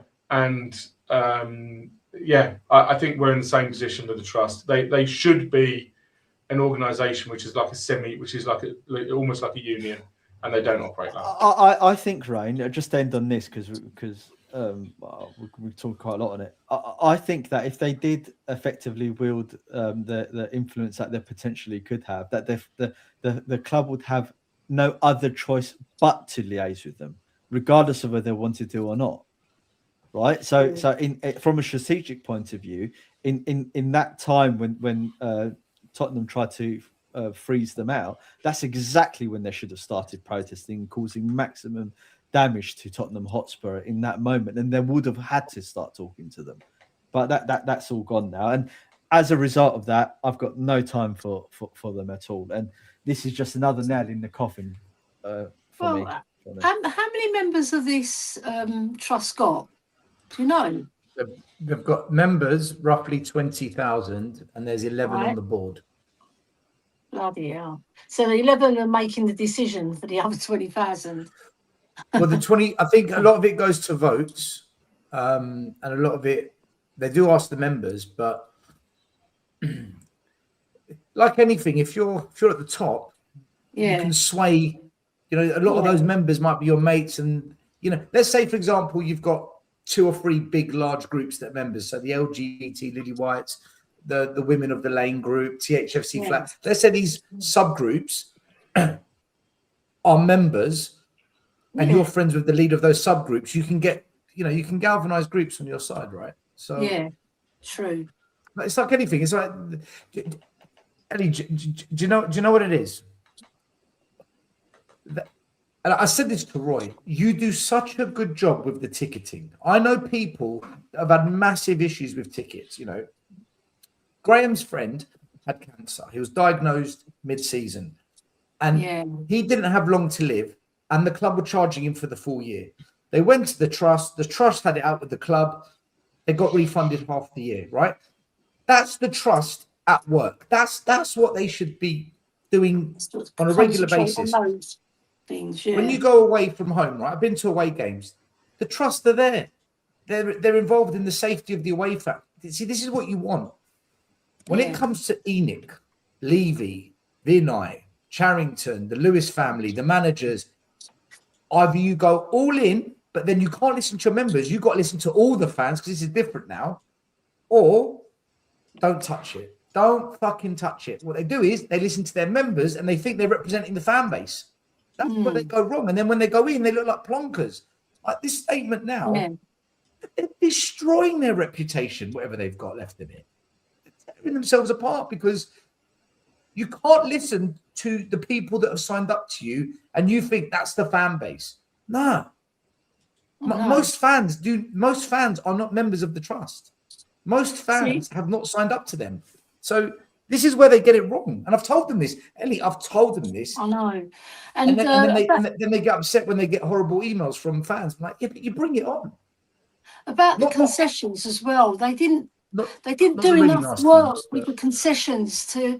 I read that they were going to make £3 million extra from charging the pensioners, you know, not letting them have the concession. Sorry, I mean, come on. You can talk to the club and say, look, these are the most loyal fans. They've been with you all their lives. Like my family, for example, we're in Tottenham, right? All my family, we're all over 60 now. And then we get to that age, and then they're saying you don't matter anymore because we can replace you, and we can make £3 million behind your back. And they didn't do nothing on that front, not enough, because otherwise the club wouldn't have gone through with it. Yeah, if they contacted the fan base, because I saw loads of leaflets from what's that group what represents the pensioners. Oh, Save Our Pensioners. Save Our Pensioners, is it called? Yeah, no, Save Our Seniors. It was Save Our Seniors. Save Our Seniors. That's it. Save Our Seniors. Yeah. They've done more work. That's everyone. Yes. Save Our Seniors. I said Save Our Pensioners. Same thing, isn't it? Yeah, I know what you mean. But they've done more work than the trust. You'd think that the trust would do something about that. I think that was part of the trust. Listen, yeah, I mean, you think they'd do more, Wayne, to overturn that decision by Levy to do that? It's disgraceful what they did. Listen, do you know? I said it 3-4 years ago, and a lot of people really gave me a lot of shit when I said it. But you know what? I think I've been proven to have a good point. I said they're too political. I said the trust is politicized, and people said no. I said, oh, they are. Because do you know when I realized they're too political?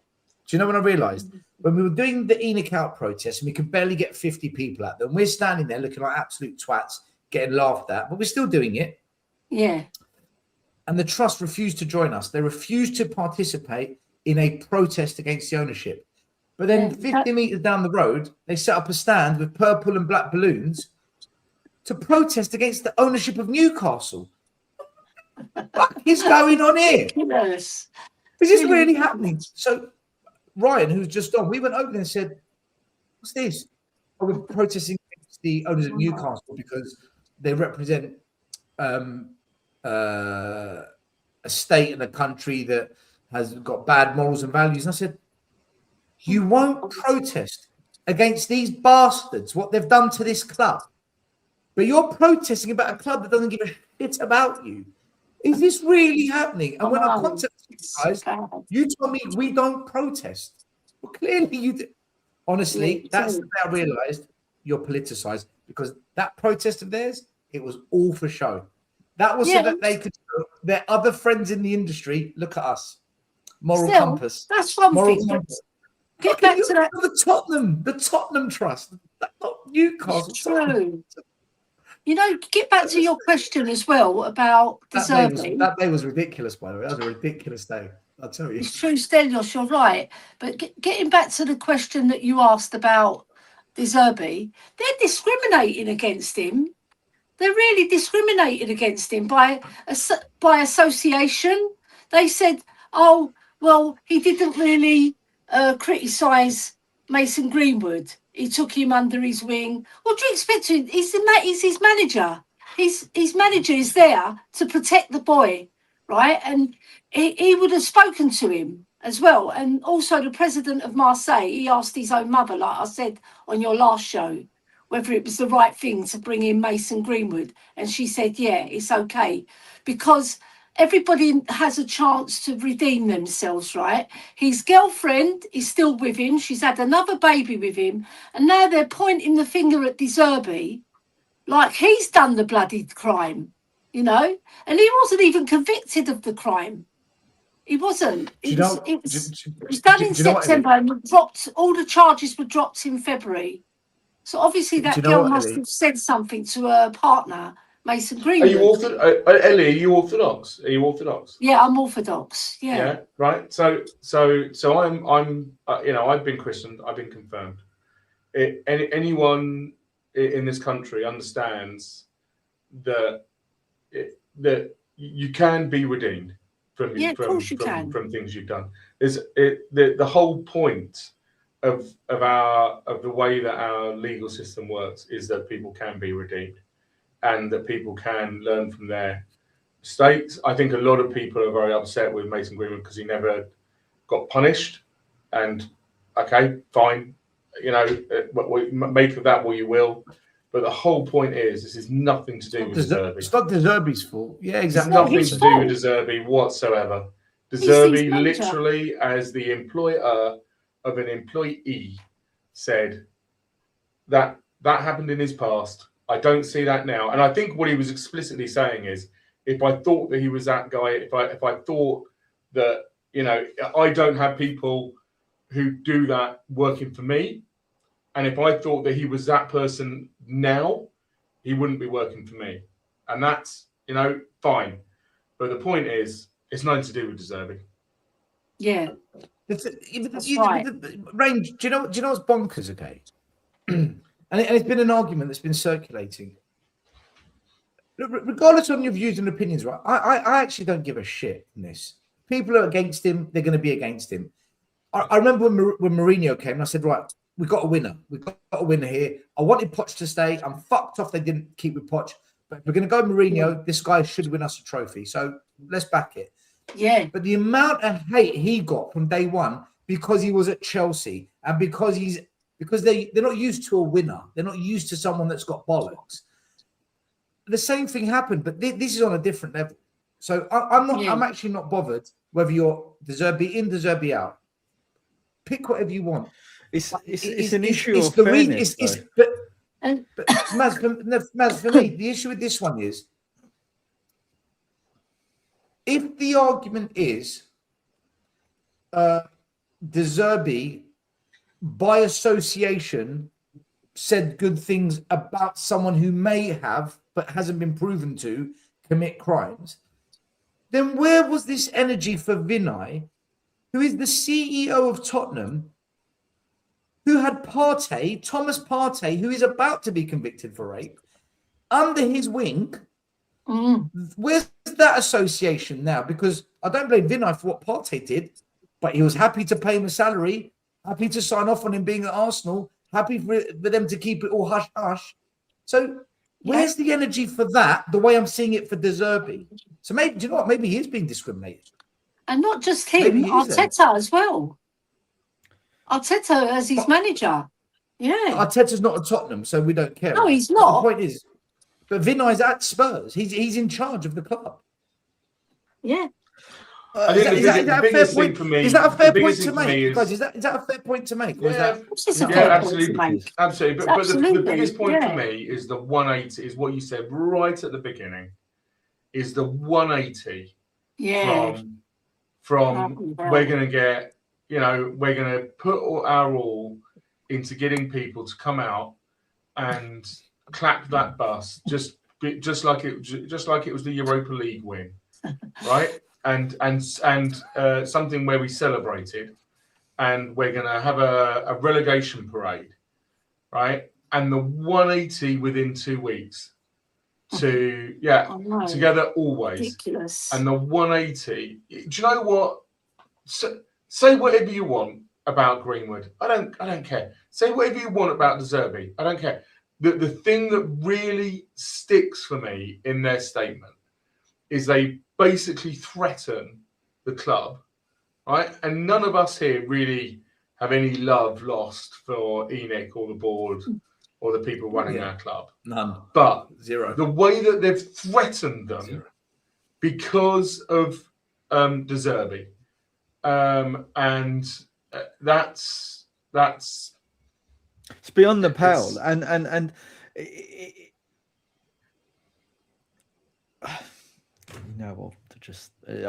was going to say something really rude there. The ball don't care. I just thought I better not say it. It's they've had worse thrown at them, haven't they? I think the trust are going to really regret it. I think the trust are going to really regret it. This is why I said that they're effectively part of the Tottenham Hotspur establishment. They've been infiltrated. They've been coerced, right? The board members are more interested in being in and around Tottenham Hotspur and for the benefits that it will bring to them, rather than actually representing the feelings of their membership and the wider Tottenham Hotspur community. When we were crying out for them to do something, right? And one of the points that you raised, Rain, was when the Super League stuff came out and they were behind the protest of the Super League. Were they? How many people turned up to that? 30 people. Is that them being behind it? And I'm not. It's not a dig at you, Rain. I'm just speaking, obviously, in relation to them. Yeah. I didn't see them mobilise against the and protest against the Super League. Again, they released a letter, right, that achieved absolutely nothing. But I didn't see them mobilise against Tottenham Hotspur like they should have. And this is it. They don't use their power. I think when the times are really tough, they don't utilise their influence and power like they should. Right, and I think it's a waste of our energy even talking about them now. That's how strongly I feel about it. I was going to say really rude stuff, but I'm not going to. The only question that's left for the Tottenham Hotspur Supporters Trust is: are they now ENIC out? Yeah. Even if they were, they wouldn't mobilise they're in their pockets. This is what makes me laugh. So all these people that have been whinging and whining, all these,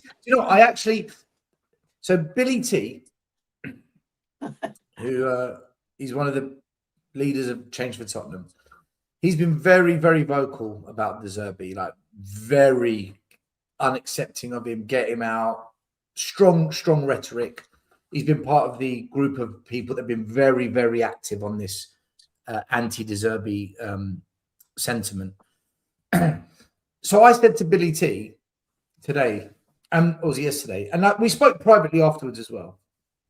I asked him, so now De Zerbi is going to be here. What do you and all the other fans who have been on this noted De Zerbi thought process, what do you do now?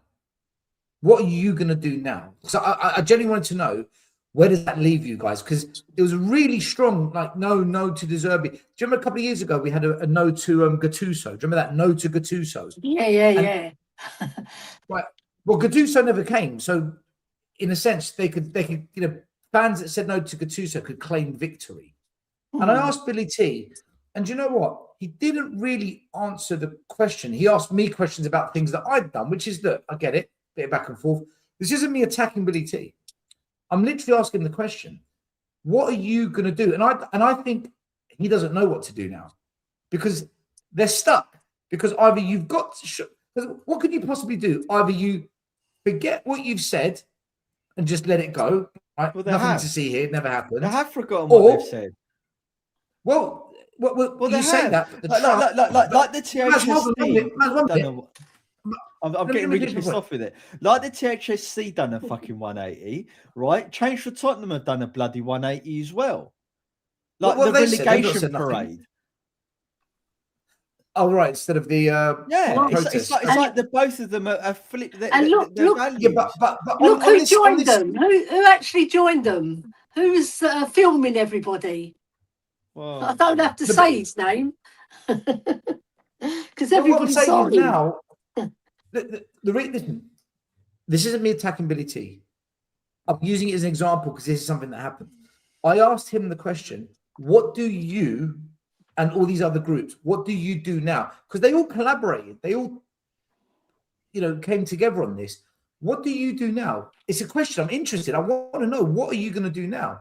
So either they forget they ever did this and pretend they didn't have an opinion, or they take some kind of action, which for me, it's got to be ENIC out.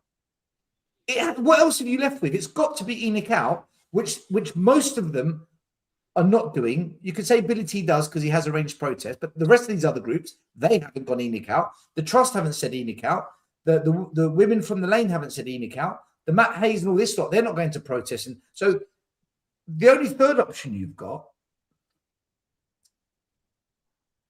is to accept it and just cheer on the team, go to the matches, and just that's what they're doing. Just be noisy and just be noisy on the internet. Be noisy on the internet. So still, allow me to say this, and I may be completely wrong, but there's got to be something. There's got to be some kind of outcome from this. This is my own personal thoughts. This is not anyone else's thoughts, right? This is how I over the last 3-4 weeks is what I've come to realize. The reasons why the protests haven't worked, even when it was 50 people out on the street, or when the first few protests happened with Change for Tottenham, right? It's because all of these different tribes, right, or fan groups within Tottenham Hotspur were either initially against Brian Daigle and Tottenham away and the ENIC out people initially, right? They all hated us. Let's be honest, they did absolutely hated our guts. And no one ever wanted to turn up to the protest because they thought we were toxic, right? And then when the Change for Tottenham guys, who are part of that whole cesspit of crap, right, got together, they managed to corral some of those tribes to join their protests because of Ange, basically, right? And now their true colours have come out when we've come into this relegation trouble and they've tried to organise protests, and all of these disparate groups haven't come together because of it, right? And the next thing we know, we've got bloody celebratory relegation parades. This is why the protesting doesn't work, because there's too many political factions in Tottenham Hotspur, right, with their own agendas, right, and they want to self-aggrandize themselves and enrich themselves with whatever clout or kudos or whatever their currency is, right? We're never going to protest. It's never going to work because of the way that they're putting the love of the love of their own personal interests ahead of the club's, right?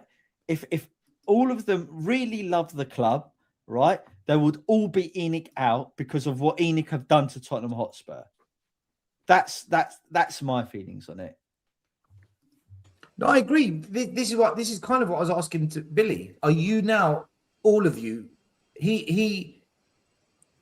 I'm going to say he's ENIC out, but let's see what they do next. But these other fan groups, if they're not ENIC out now, then they represent nothing.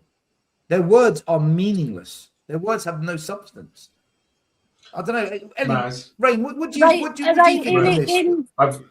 Are they ENIC half out, half in?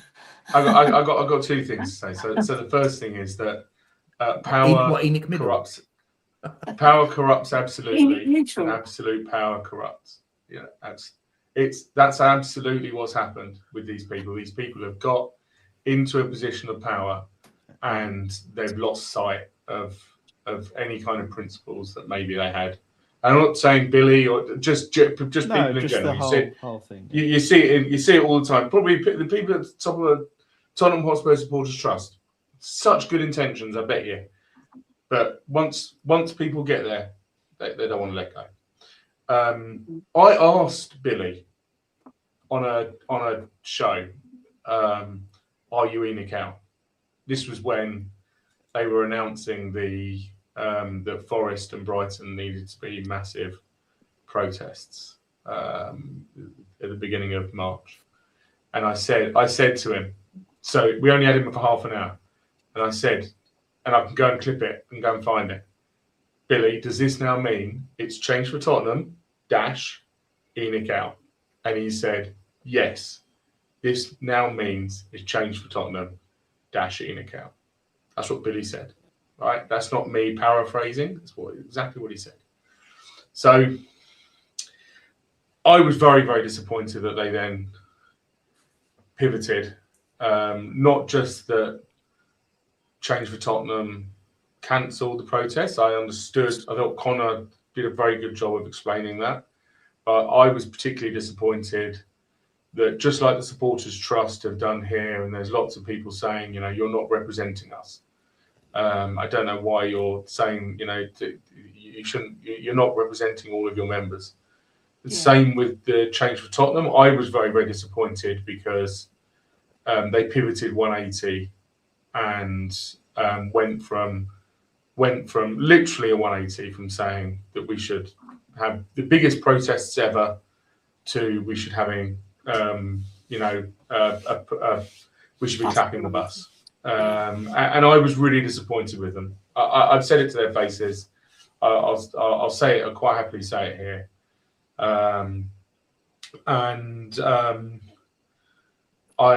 I hope that come the summer, something will happen that will allow us all as a fan base to somehow coalesce.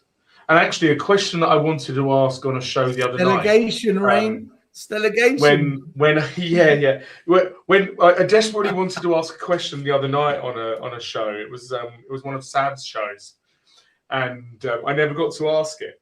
And it was of two people. One of them is here, actually. One of them is next to me. The other one isn't. So I'm not gonna say any more about that show. But the question that I wanted to ask those two people was: do you think that the majority of the fan base is now ENIC out? No. No. They're not. 100%. No. And this is the Not a sad chance. truth, Rain. Yeah, just people want to go to football. Don't really care, do they? Most people.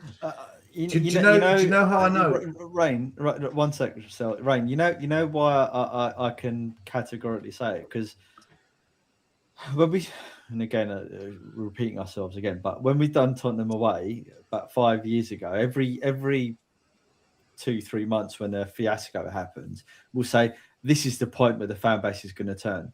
And we've literally done it every quarter for the last 5 years. This is the point the fan base is going to turn. If this happens, this is going to be the turning point for the fan base.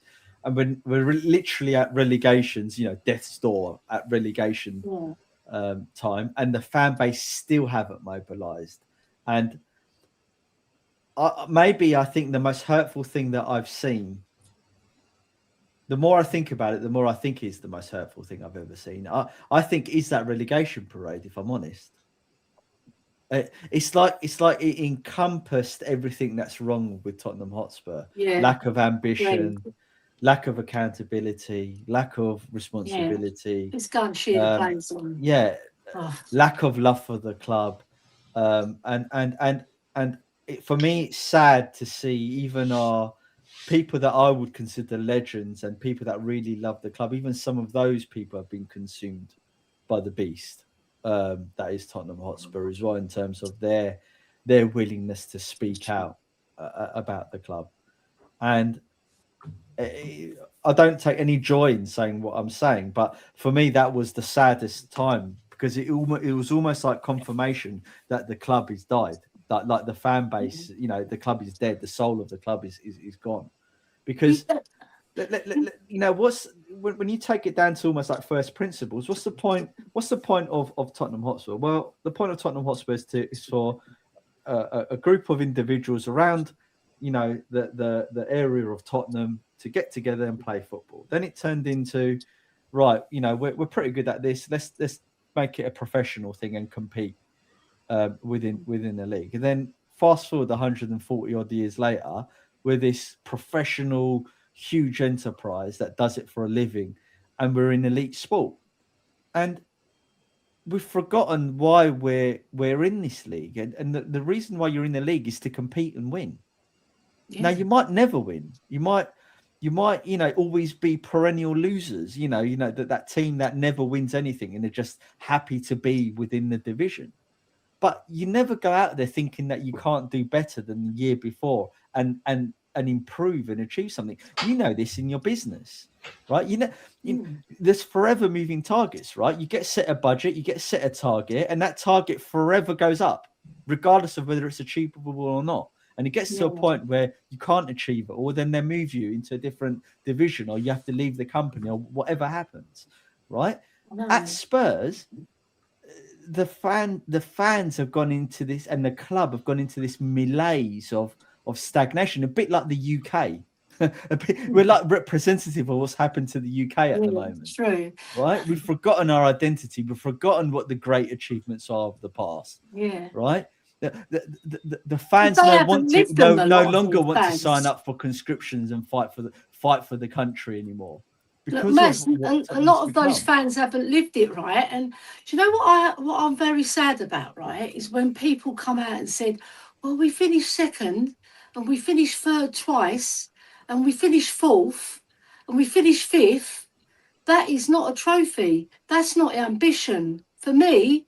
And also, when we finished those positions, what did our club do? Did they push on and make us relevant and make us go to first spot? No, we went backwards. We went from second to third to fourth to fifth. Now we're at the bottom. Yeah, that's regression. And the fans still go and do a bus parade. Are they having a laugh?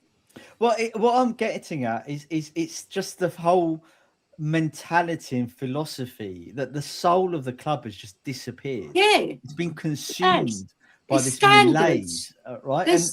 And for me, that relegation parade, and it really was a relegation parade. Just it was the tip of, it was like the cherry on top of the whole thing. It's like we really have died as a club. You know, now it's not to say that we can't be reborn again. You know, right? I'm not against the relegation parade. I'm not against the parade. I was never against the parade. What I was against was the parade and no protesting. If you're going to back the players but not go after the board, then for me, you've just sold yourselves on the ENIC out and said we're going all in on this. Have they done the parade and just ENIC and a protest, some kind of collaboration or one before the other? However, I would have said, you know what? I'm all for it. I get it. I get it. But that's idealism. But to just go all in on the parade, that's the bit I said. No way. I don't agree. I'll tell you why. Because even if they'd done that, you know what would have happened, don't you? No one would have turned up for the protest, and they all still would have all gone for that parade. And the reason why is unfortunately, and we are in the minority. Yeah, but that's where those groups had to work together, Maz. That's where those groups had to work together. Yeah, but those groups are against us still. They've hated what we stand for, right? And I'm not just saying just Tottenham away and Brian Dagg and all of that, even Rain too. They hate us. They hate our way of thinking. No, you know, you're right. Do. No, you're right. You're right, because Sean. They don't hate us as individuals. They hate the way because they haven't bloody got standards. That's why they hate us, because we've got standards and we want better for our club. We want to finish first. No. We want to win trophies. We don't want to be down the bottom or fifth or fourth or third. It does, and I'm not trying to change the show into political, and we can chat about this offline. But they hate what we represent as fans. That's what they hate. They hate our ideology, right?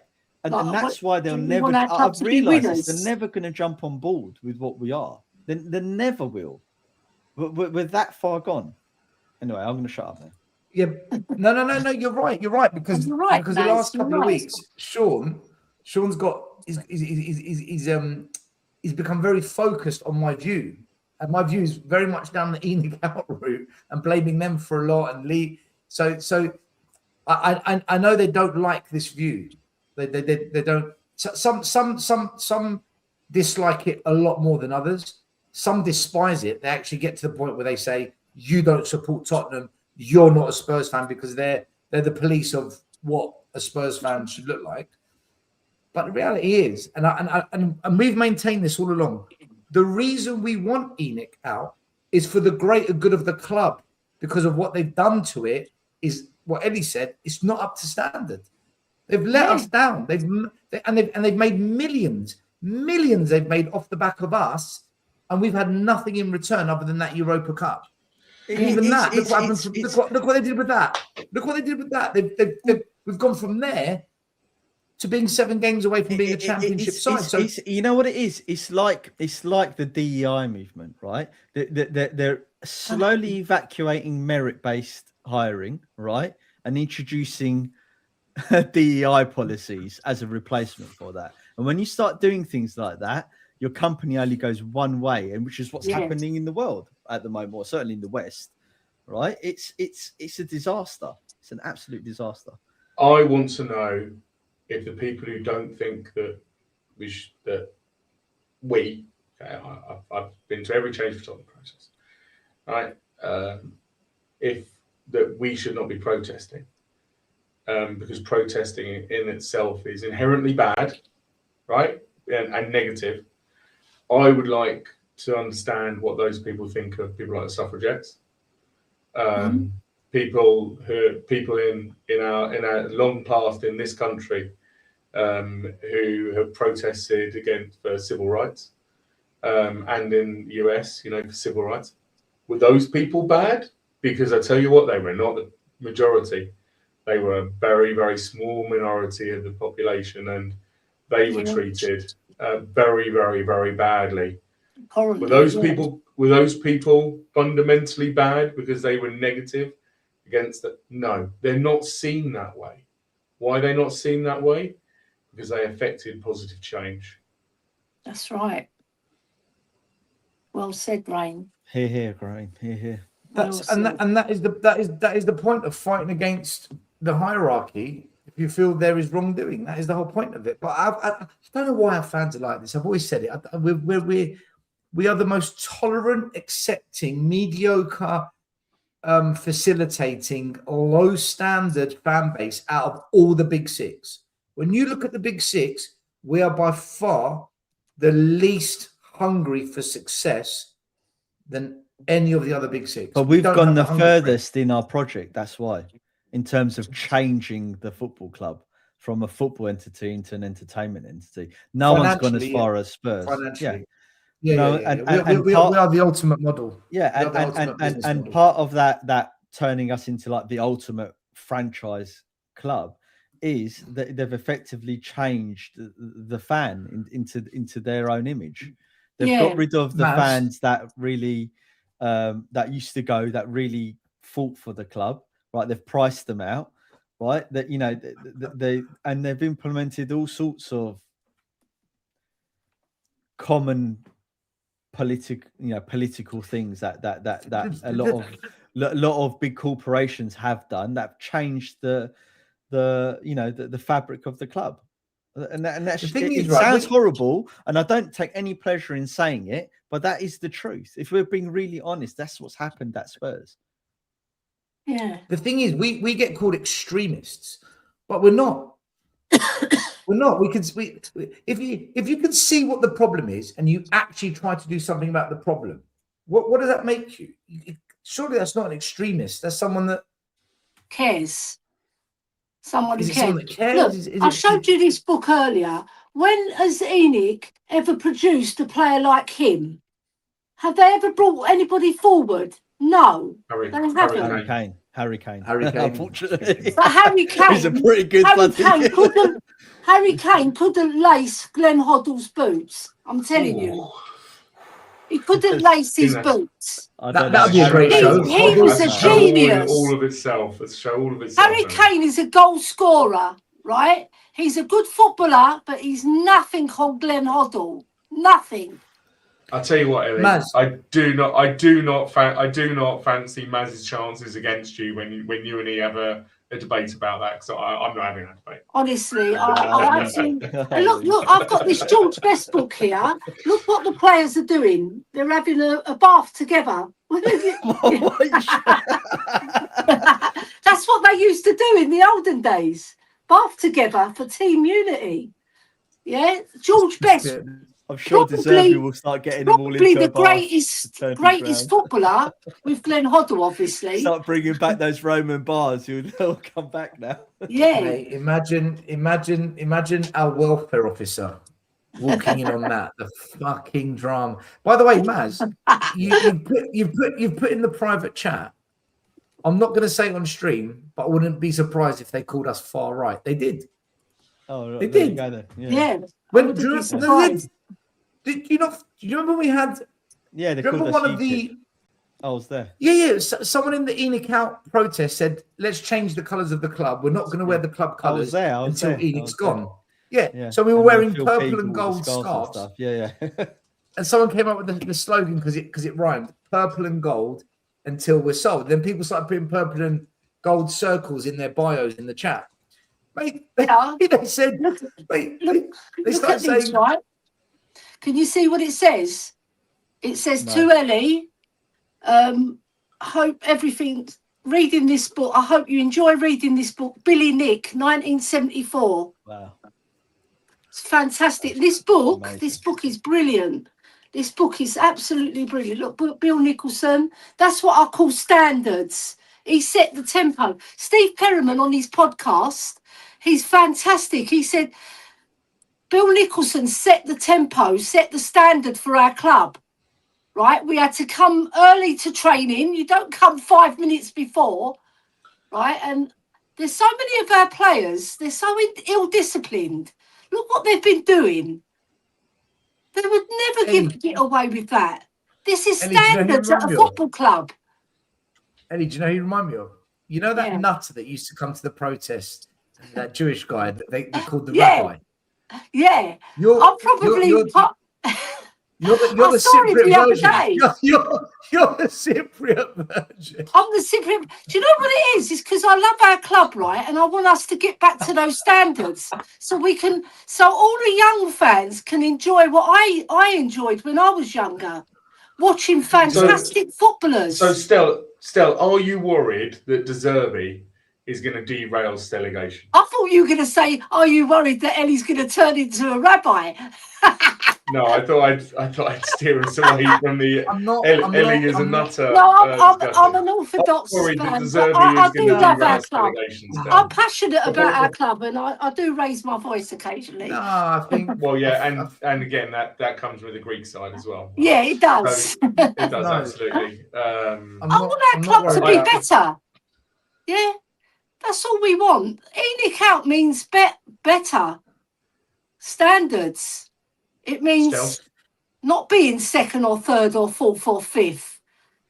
If you don't get caught up in the world of just pure money, spreadsheets, finance, numbers, percentages, and you actually analyze all the missed opportunities, all the mismanagement and poor decisions at a boardroom level that has directly impacted the football team and what we could have been and what we ended up being, it's very easy to see that Enoch have been nothing short than a bloody disgrace.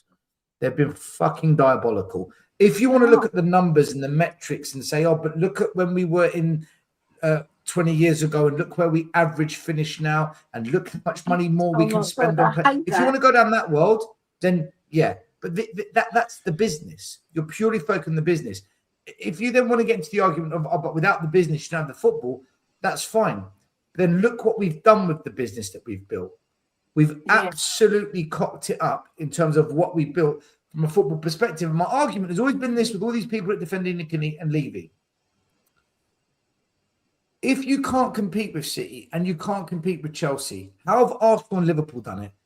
They've had a proper recruitment program, a proper academy program, a proper scouting network, and they stick with managers. And that is what you call a footballing plan. So we can't be City and we can't be Chelsea. So have a footballing plan. And they have catastrophically fucked it. That's why they've got to go. You can't defend it. You can't defend them on that. Answering my question, Stel, are you worried that De Zerbi is going to derail Stelegation? No. No, because You're I say because fans aren't prepared to do what it takes to get rid of Enoch. So because of that, I've just turned my back on any form of protest, boycott, because it's not going to work. None of it's going to work because our fans won't work. It's not the method isn't the problem. The method's right. It's the desire to do something is the problem. So I can't change the fans. I can't force them to take action. And in our worst season, in God knows whenever, they still don't want to do it.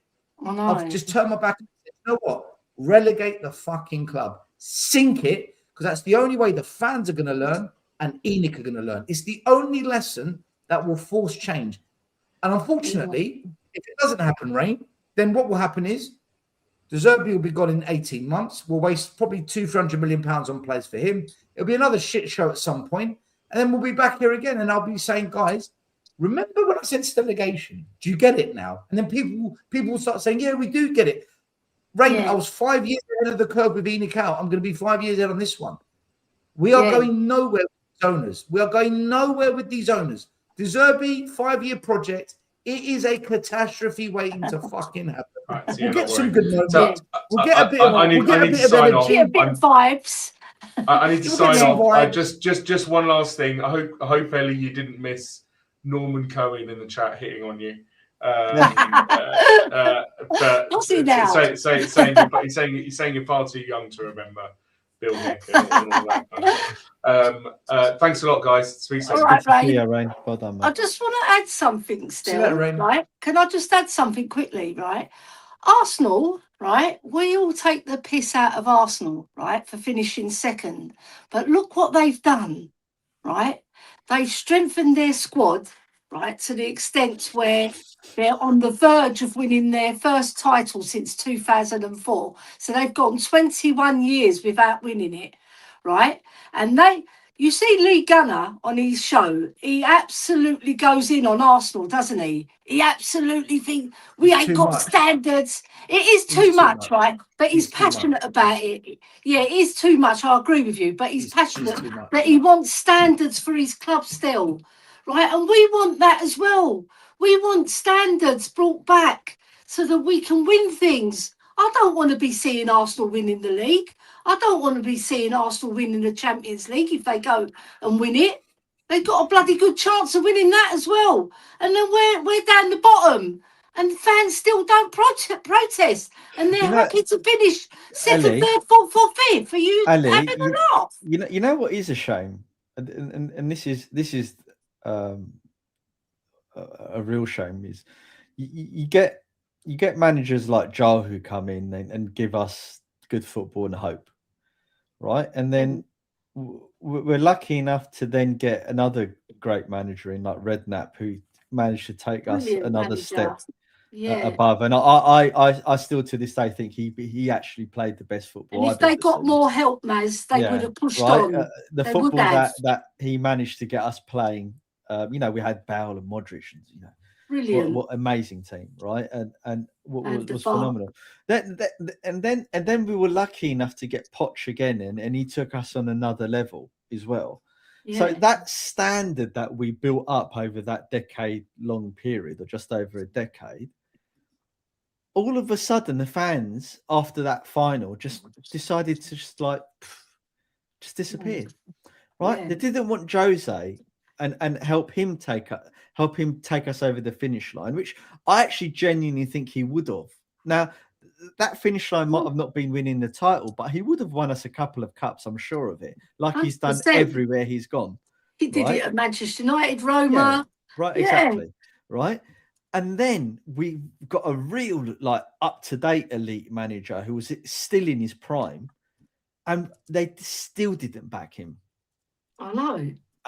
Especially when he told us, I believe that was the greatest 10-minute speech of my Tottenham lifetime, right? I know, because I talk about it every stream, but and that was the moment, and I'll never forget it. Like on that show, the boys.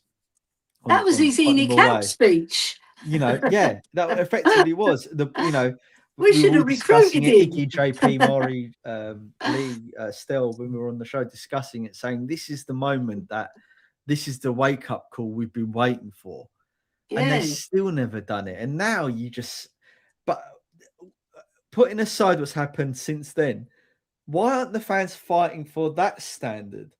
Why aren't they protesting for that? Just give us back what we had before. It might not be elite winning football, but just give us that back. Not even fighting for that. They're literally doing relegation parades. And there was a chap in the chat saying, "Oh man, stop being," he said I was being disingenuous or lying or something along those lines, saying calling it relegation parade. Well, Rain actually called it relegation parade, but it's true. It was a relegation parade. He was accurate in what he said, right? Because that's exactly what it was. Once you let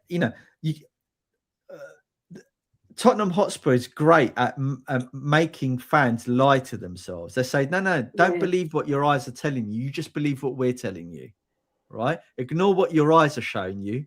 Just listen to us, you know. That's right. And I just hate that. I just hate what they've done. I agree with you.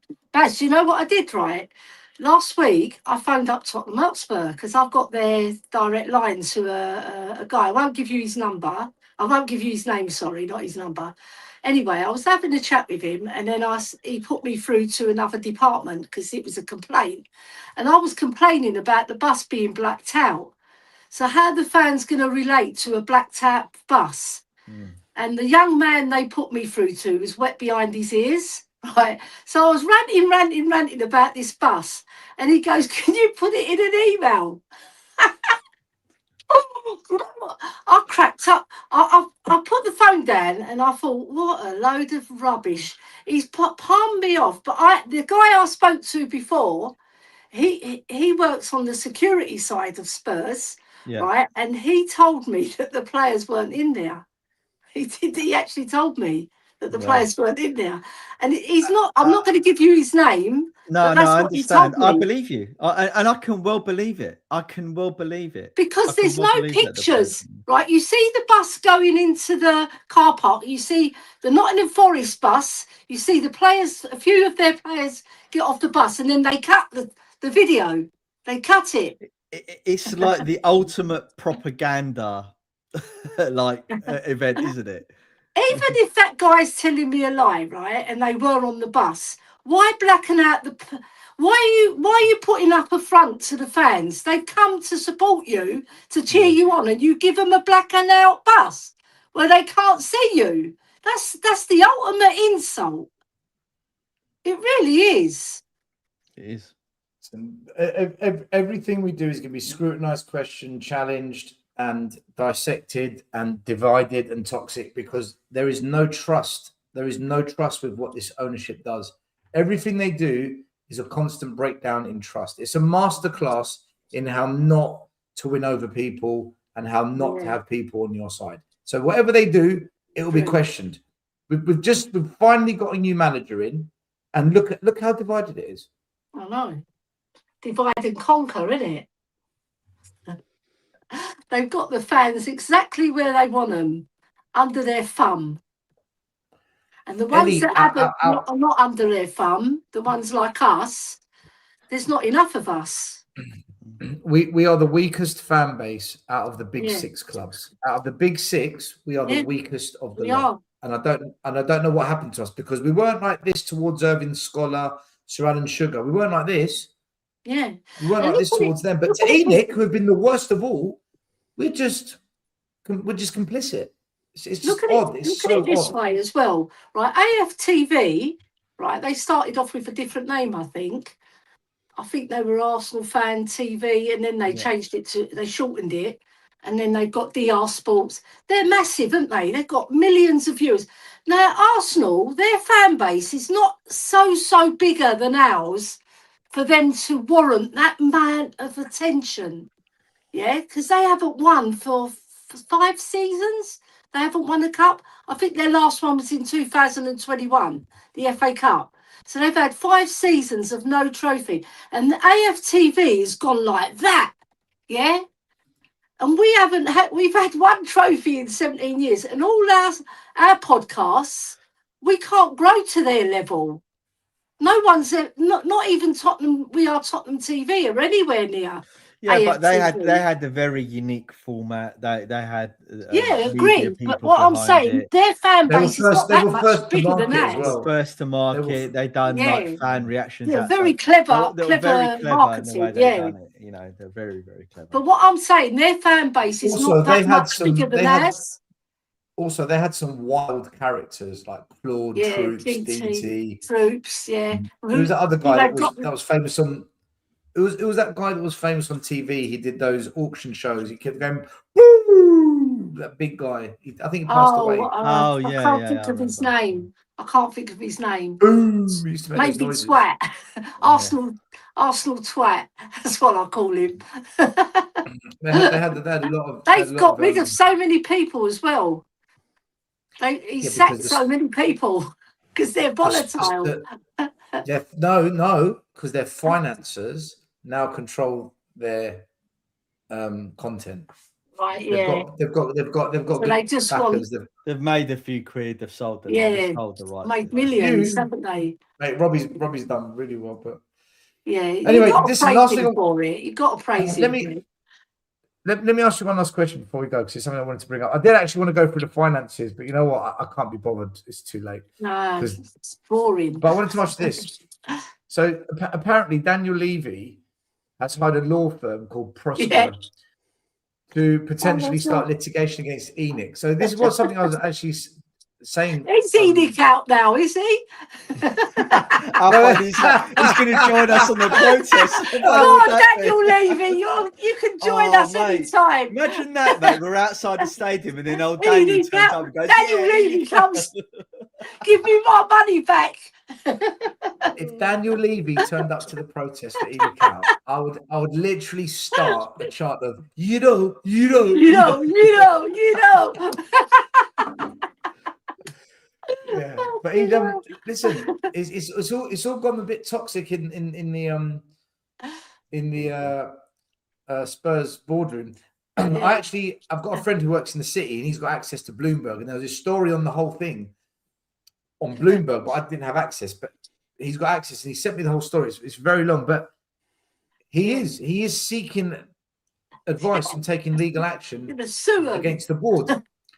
Can I tell you what I think's happened and tell what you think, right?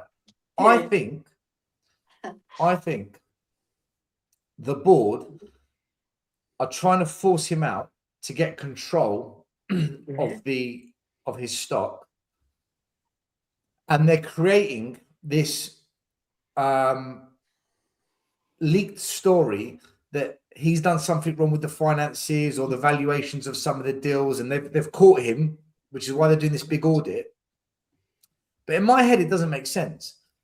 For 25 years, nobody spotted a dodgy transaction or an irregular payment, or in 25 years. And we're a big company. We get audited. Are you telling me the owners, the Lewis family, never once had people to spot that the chairman might have done? I don't buy it. I actually think they've turned on him to try and get hold of his shares.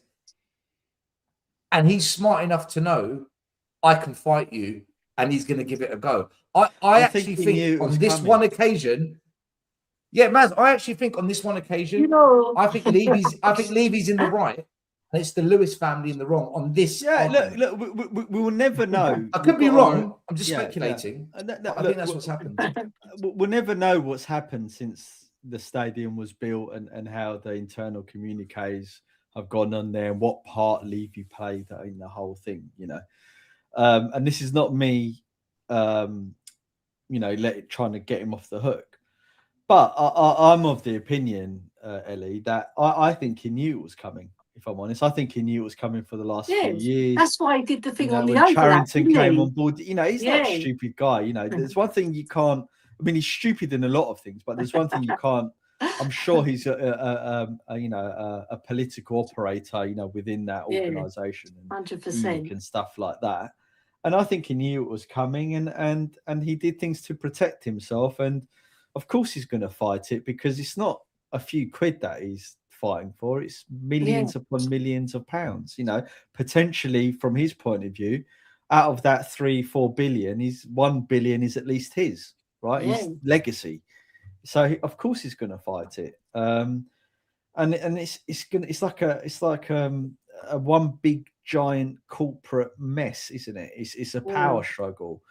Where there's money, there's vice, aren't they? They say. Can I tell you one thing that I read on the Bloomberg report that I managed to get? Yeah. There was a section where. You see, but while you're looking for that stuff, I'm kind of surprised that Levy hasn't sought investors just for his stake, just to get rid of it. Maz, check this out. So this, you've hit the nail on the head. Yeah. Okay. Oh. So on the Bloomberg report, it says that a complicating factor is Levy is claiming an additional stake in ENIC. Oh, Levy and his family, they own 30% of ENIC. However, Levy believes he has a claim to a further 10%. These shares are said to be owned by the Lewis Trust, but the ultimate beneficiaries are the Levy family, according to a person familiar with the matter. If Levy eventually gets the shares, it places him over the 30% threshold. He goes up to 40% ownership. And that triggers a mandatory cash offer for the rest of ENIC. So it forces the potential for a sale. So then it goes on to say the same could apply to any buyer of Levy's stake. A consortium fronted by Hong Kong businessman Wing Fei has been discussing buying Levy's stake. So it makes, see, when I read that, I thought, hold on, this is why they're trying to put mud on Levy, because they've sussed that he actually can get that 10%. And if he gets it, the balance of power swings and it forces.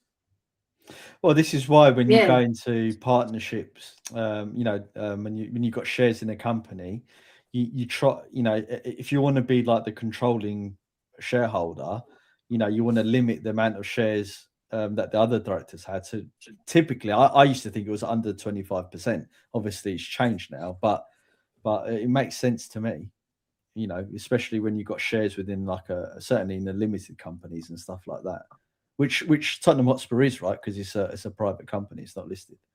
Do you know what made me laugh is when Harry read that was on, I think it was on Talk Sport or somewhere like that. Anyway, he goes, Daniel Levy phoned me up. And I hadn't heard from him for years. And he goes that they're trying to force him out. It's like, even Harry read that. And when he went on the overlap and his last words were, I believe that he said, they'll only miss me when I'm gone. So he knew he was going. He knew he was going to get ousted, right? So he knew that way It's too before. convenient, isn't it? It's too convenient you say that. Yeah, but I think, and it sort of makes sense, because I think that's why Daniel Levy let the Ange thing run, because he's probably thinking, get me to win a trophy, right? Yeah. And that strengthens my position, because I've pulled the rabbit out of the hat, and he did in that respect, right? He sort of bought himself more time with that, but. Yeah, I wonder whose decision was it. Was it Levy's decision to sack Ange? Was it Levy's decision? The only reason he kept on Ange was to save his own skin. We don't know, do we? We don't know. he liked going around with a sort of nugget. So the only reason we won a trophy was because Levy was trying to save his ass. My theory's as good as anyone's, mate. Prove me wrong. that and Andrew's brilliant speech, the motivational speech that he gave, that was fantastic. Do you know that's what winners do? That I always win a trophy. My second season will go down as the coldest line ever. Whether I know he did it or the players or whatever. I mean, I don't it's brilliant. I've got to hand it to you. Greek. I do have to hand it to you. And if you remember, if people go back on Tottenham away when we won the cup, I did say if they keep him on, then fair enough, because he did prove us wrong in terms of winning a trophy, although I hated him and I didn't want him at the club.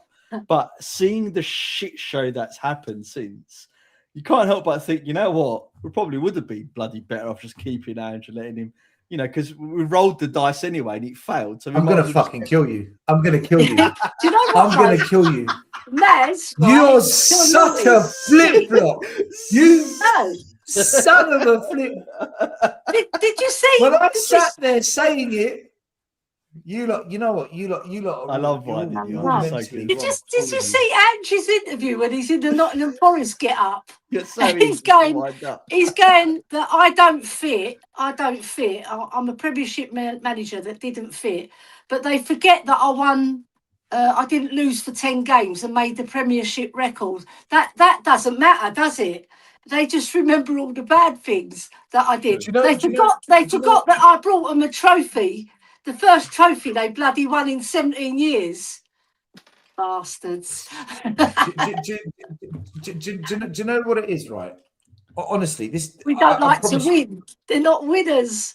No, I promise you this. Of course, They they hate it. I promise you this. I promise you this. I know Ange, as a coach, was out of his depth. Right. I Yeah. know defensively he was a shit show, but I also know attacking wise he had bollocks. Just go for it, and you're going to win games when you do that. The reason I flipped to look, let's keep. He him. won 20 in his first season, didn't he? Eddie, but the reason I flipped to saying let's keep him, it wasn't because I thought it would be this bad this season and I thought the next manager would come in. There's no way anyone could predict this season, right? Oh, no. The reason I said keep him is because I remember when I used to coach, and I'm not a professional at that level, when you've got that winning moment and the team seem together, we made a mistake at my club where we took some of the team, put them into another team and mixed it up. And the energy went. And I just felt for the first time this club has got some unity. The team were together. They seemed on board with him. Fuck who's running the team. They were together. And that parade, the 250,000 the high road, I thought, you can't let it naturally collapse. Don't be the reason it collapses. If it collapses, let it happen naturally. Don't be the reason. And that's why I said we've got to stick with him. And you know what?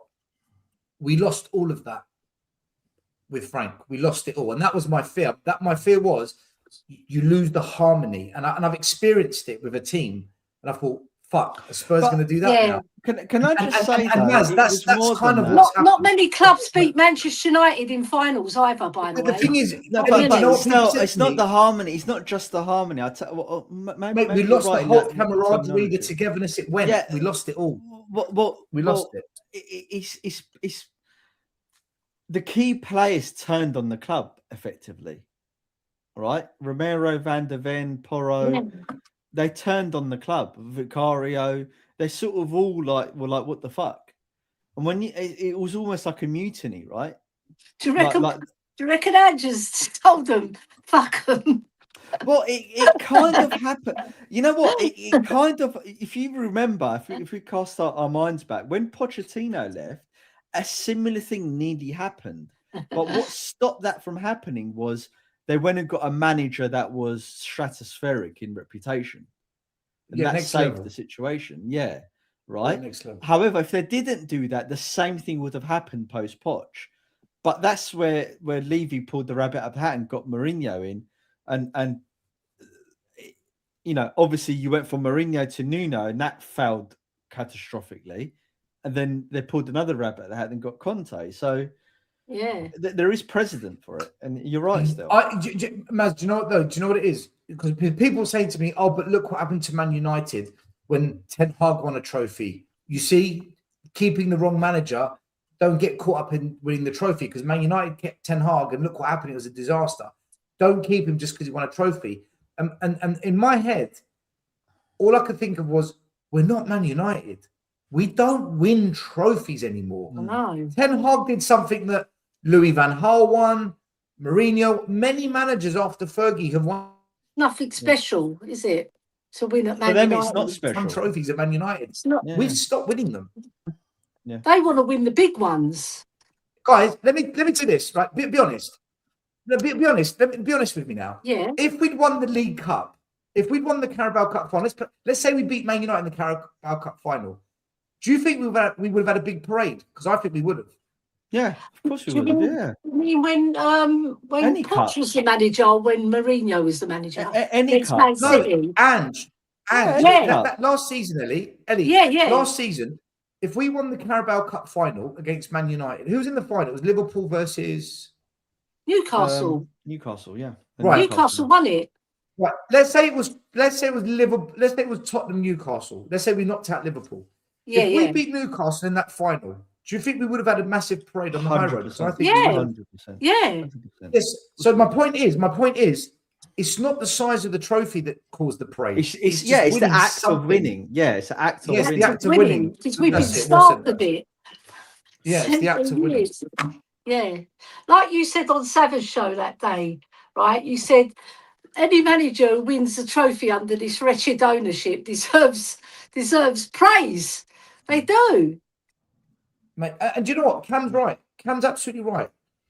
If Frank won the Super Cup, we would have done another parade. 100%. You know Bloody what? hell. 100%, Cam. For That would have me, been for me, fantastic. the season but he would have been botched it over. up. Like if we won that Super Cup, I would have been like, I don't care what happens this season. And It's beat true. PSG as well. Like Enrique's PSG with all these fabulous players. And we were 2-0 up with 10 minutes to go. You know what? FPL. So I've got to hand it to you, right? You were spot on. Like that last 10-minute decisions, and we were the only ones as well saying it. You know, when we were doing Tottenham, or when that happened, we were like, "What the effing hell happened? What are you doing? Putting Disaster, tell mate. on who can't hold the ball. And I said it. When we signed Werner 3.0, and I still stick by that, he's Werner 3.0, right? It's just a younger version of him, right? That was one of the biggest mistakes we'd ever done at this club. Maz, when I saw how Frank managed the last 10 minutes of that Super Cup, straight away in my head, I said, "You're not a winner. You're not a winner." And I knew it from then. This guy's wrong. And my God, Lubo, Johnny, Sean, everyone was like, "You fucking love Ange. You hate Frank." I'm like, guys, this guy, this manager's. Anything you thought about Ange, you hate Frank. I'll tell you something though. I genuinely Frank is not a winner, and he'll never be a winner. Listen to me, he'll never be a winner. He hasn't got it. He hasn't even been given another job yet. And this is not me falling for like the hype train or wanting anything. I like Frank, but he's just not a winner. Yeah, I like him as a man. I'm not expecting anything from De Zerbi coming in. I'm not expecting us to be good or anything like that. I'm just interested to see how he handles it all. For me, it's like an experiment, like a social, like just to see how he navigates all the shit, right? Because we've seen the way Jose did it. We've seen the way Poch did it. We've seen the way, Nuno did it. We've had all these different types. Now we've got like another crazy manager. I'm almost more excited to see his reaction and how he's going to fight with the club than what I am the results, if you get what I mean. Because I just think it's fascinating. What are the odds on Postecoglou getting the Palace job and reuniting with Brennan Johnson? God, come on! And then he scores like 20 goals in the season. All tap-ins. Brennan would go, yes, I've got my manager back. Mate, you know what? If do you know what? The only winners from De Zerbi getting this job is number one De Zerbi, because he's going to make ridiculous money whether he stays or gets fired, and the second biggest winner are the YouTubers, because the content creation is gold. This guy's going to give us. It's going to be off the scale, mate. It's going to be off the scale. Look. If he comes in and if he changes the way he is to suck up to Spurs, I'm going to be so De Zerbi out. It's unbelievable, mate. I know. I'm going to turn his style. If De Zerbi changes who he is and becomes like this Enoch mouthpiece, I'll be De Zerbi out. Oh mate, I'm gonna be there. Yeah. If we sign some shit player and he comes out with nonsense like the club are working hard. No. Where's these good players who are following you in the club? You're bringing us shit players, De Zerbi. The thing is, as a fan base, we are the most educated fan base in the business, and what I mean by that is, if a manager lies, we fucking smell it a mile off, because we've seen it all. We've seen every lie in the book, right? Yeah. We are so educated. We've been burned. Mate, you can't fool We've been us. burned so much. Well, Frank thought he was doing a good thing. Frank thought, you know what, I can't lie, so I'm just going to be honest. But that was his downfall, because you're like, what? You're going to lose games? What? Yeah, exactly. The fan base went into like hiatus, didn't they, when he said that?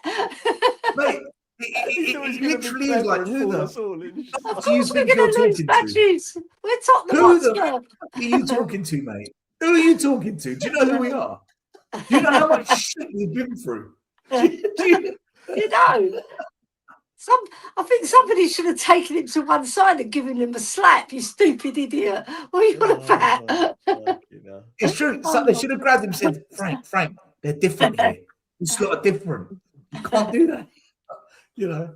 But You know what? anyway. If Oh, God. Ange kept on one narrative, like I know he said about his winning things, but if he didn't like chop and change his story so much, like in the first and second season, and he just stuck to like this one, like just one message that he was going with in the beginning. When he was like, oh, the fans can believe if they want and stuff like that. And he was a little bit more like savvy in his like how he was handling the politics. Because what ruined it for Ange was when he went against the fans the first time about the Man City thing.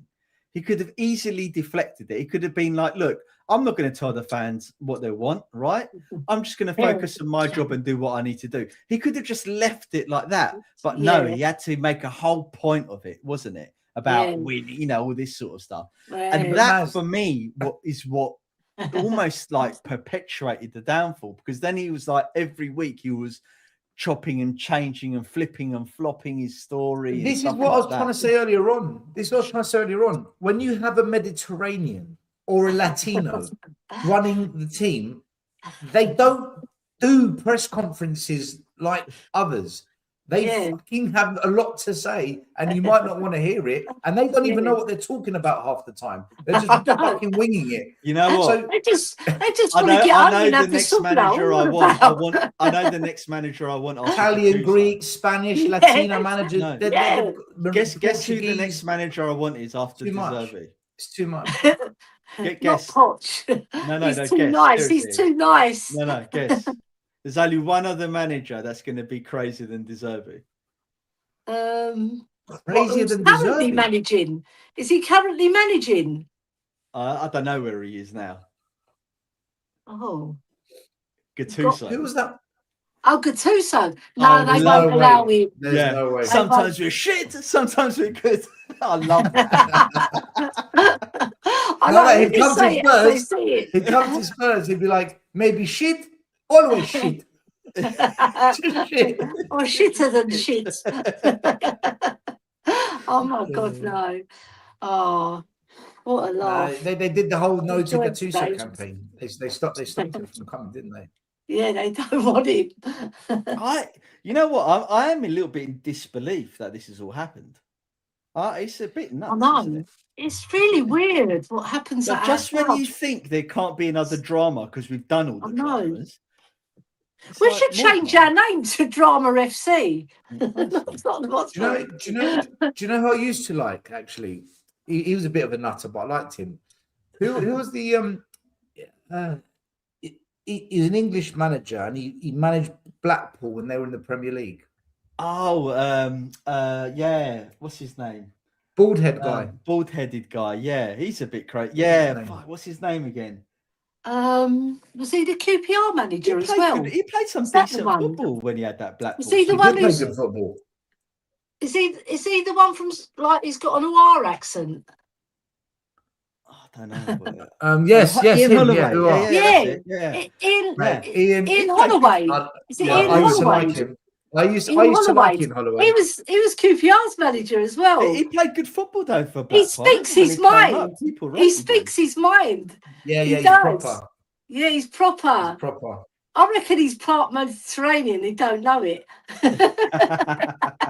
He's just a northerner. Northerners have got Oh, a few issues I as know. well. Yorkshire. Northerners have got a few Sean issues as Dyche. well. I like Sean Dyche the way he speaks. Dyche is Don't good. take no shit from nobody. And Sam Allardyce. Sam Allardyce would have been a good Right, appointment. I'm going to end it actually. with this because I need to go and hit the sack in a minute. Still. Yeah. Yeah, I need to go But as well. there's I've one got- thing I really think that what if we stay up, right? If De Zerbi gets rid of Romero, Porro, Van der Ven, right, or at least two of those, right, and addresses the Vicario situation, then I know, okay, he knows what he's doing. Because I feel that though that quartet of players are one of the reasons why we've had these troubles. Because I think they've been a toxic influence in the dressing room. And if he addresses that, that will give me like Poch vibes. You know, when Poch went in and he got rid of like Kabul and all of the certain players in there to get his people in there in that squad and turn that mentality around. If he does that, then I'll be like, yeah, that's proper. He knows what he's doing. If he comes in and gets rid of every single attacker other than Kudus. If he gets rid of Richarlison, you know when you call them attackers, that's change description. How funny would it be if De Zerbi? How funny would it be if De Zerbi comes in and the next news article is that Richarlison gets put into the under-21s for trading? Fantastic. Tell gets put on the transfer list day one. You know what? If you look at Richarlison's got a cult following, man. He's got a cult following in our club. He really has. I know. It's all that pigeon. Yeah. Stupidity. You know, in area 252 where they stand, they absolutely adore Richarlison. They love him. That's when he scored one day. They dislocated my shoulder for it. I came out of my area and they bashed into me. Richarlison, Brazil's number 9. They absolutely adore him. That's why Brazil have stopped winning trophies. Have you noticed Brazil has because of shit? Because of Richarlisons and they have. Growing up, they were the best. Oh, they were fantastic footballers. They had. You know what? Is it true still? Is it true that one of the downfalls of Brazil is because they stopped playing that Brazilian game that they all used to play with the ball? You know, that little ball, and it's like because they've stopped playing. Yeah, because they've stopped doing that, the standards have really dropped. Is that true? Because it seems like, is that really that game that was keeping the Brazilians like skillful? No, I think what's happened is a lot of the best Brazilian players over the last 20 odd years have now made their way to Europe, and they've adopted the European method of play out from the back, pass, sideways, backwards, so the flair that Brazilians had has been coached out of them because they've become more European type players. I think that's what I think that's what it is. It even happened in England, you know. We don't have the maverick players anymore. You know, the ones who like don't have the Gazzers. Where's like all the Ginola, man? Gazzers? Ginola, what a talent! Coaches don't coach it anymore. They don't. Coaches don't coach it. No. All it is kick, position, pass. Flip it. Pass it bloody forward. That's what I say. I'm really frustrated the way Spurs play. Ellie, do you know what it is? So you know Frank wouldn't defend the edge of the box because there was some data saying that the least amount of goals are scored from that area, therefore don't. Okay. Yeah. Managers nowadays, that's how they coach. It's right, let's not pass it there, because if we pass it there, the opportunity of a successful cross reduces by 50% because least amount of all the stats. When you coach like that, you're not developing players. I know, it's rigid. You are generic robots.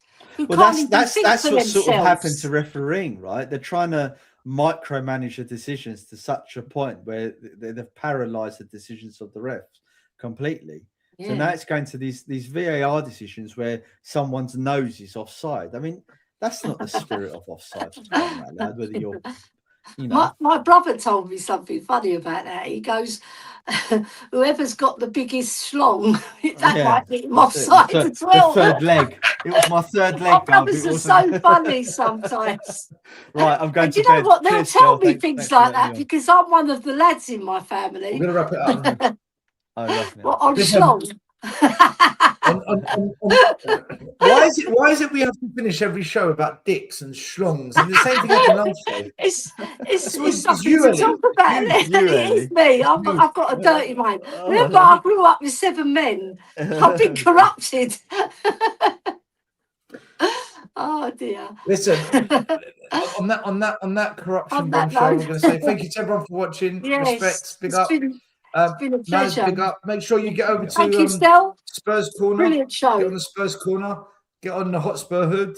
Get on Ellie's TikTok. Ellie, what's your TikTok called again? TikTok Queen Ellie Coys. Quite easy. And on X, Spurs are my passion, but I'm going to change it to Spurs are my pain.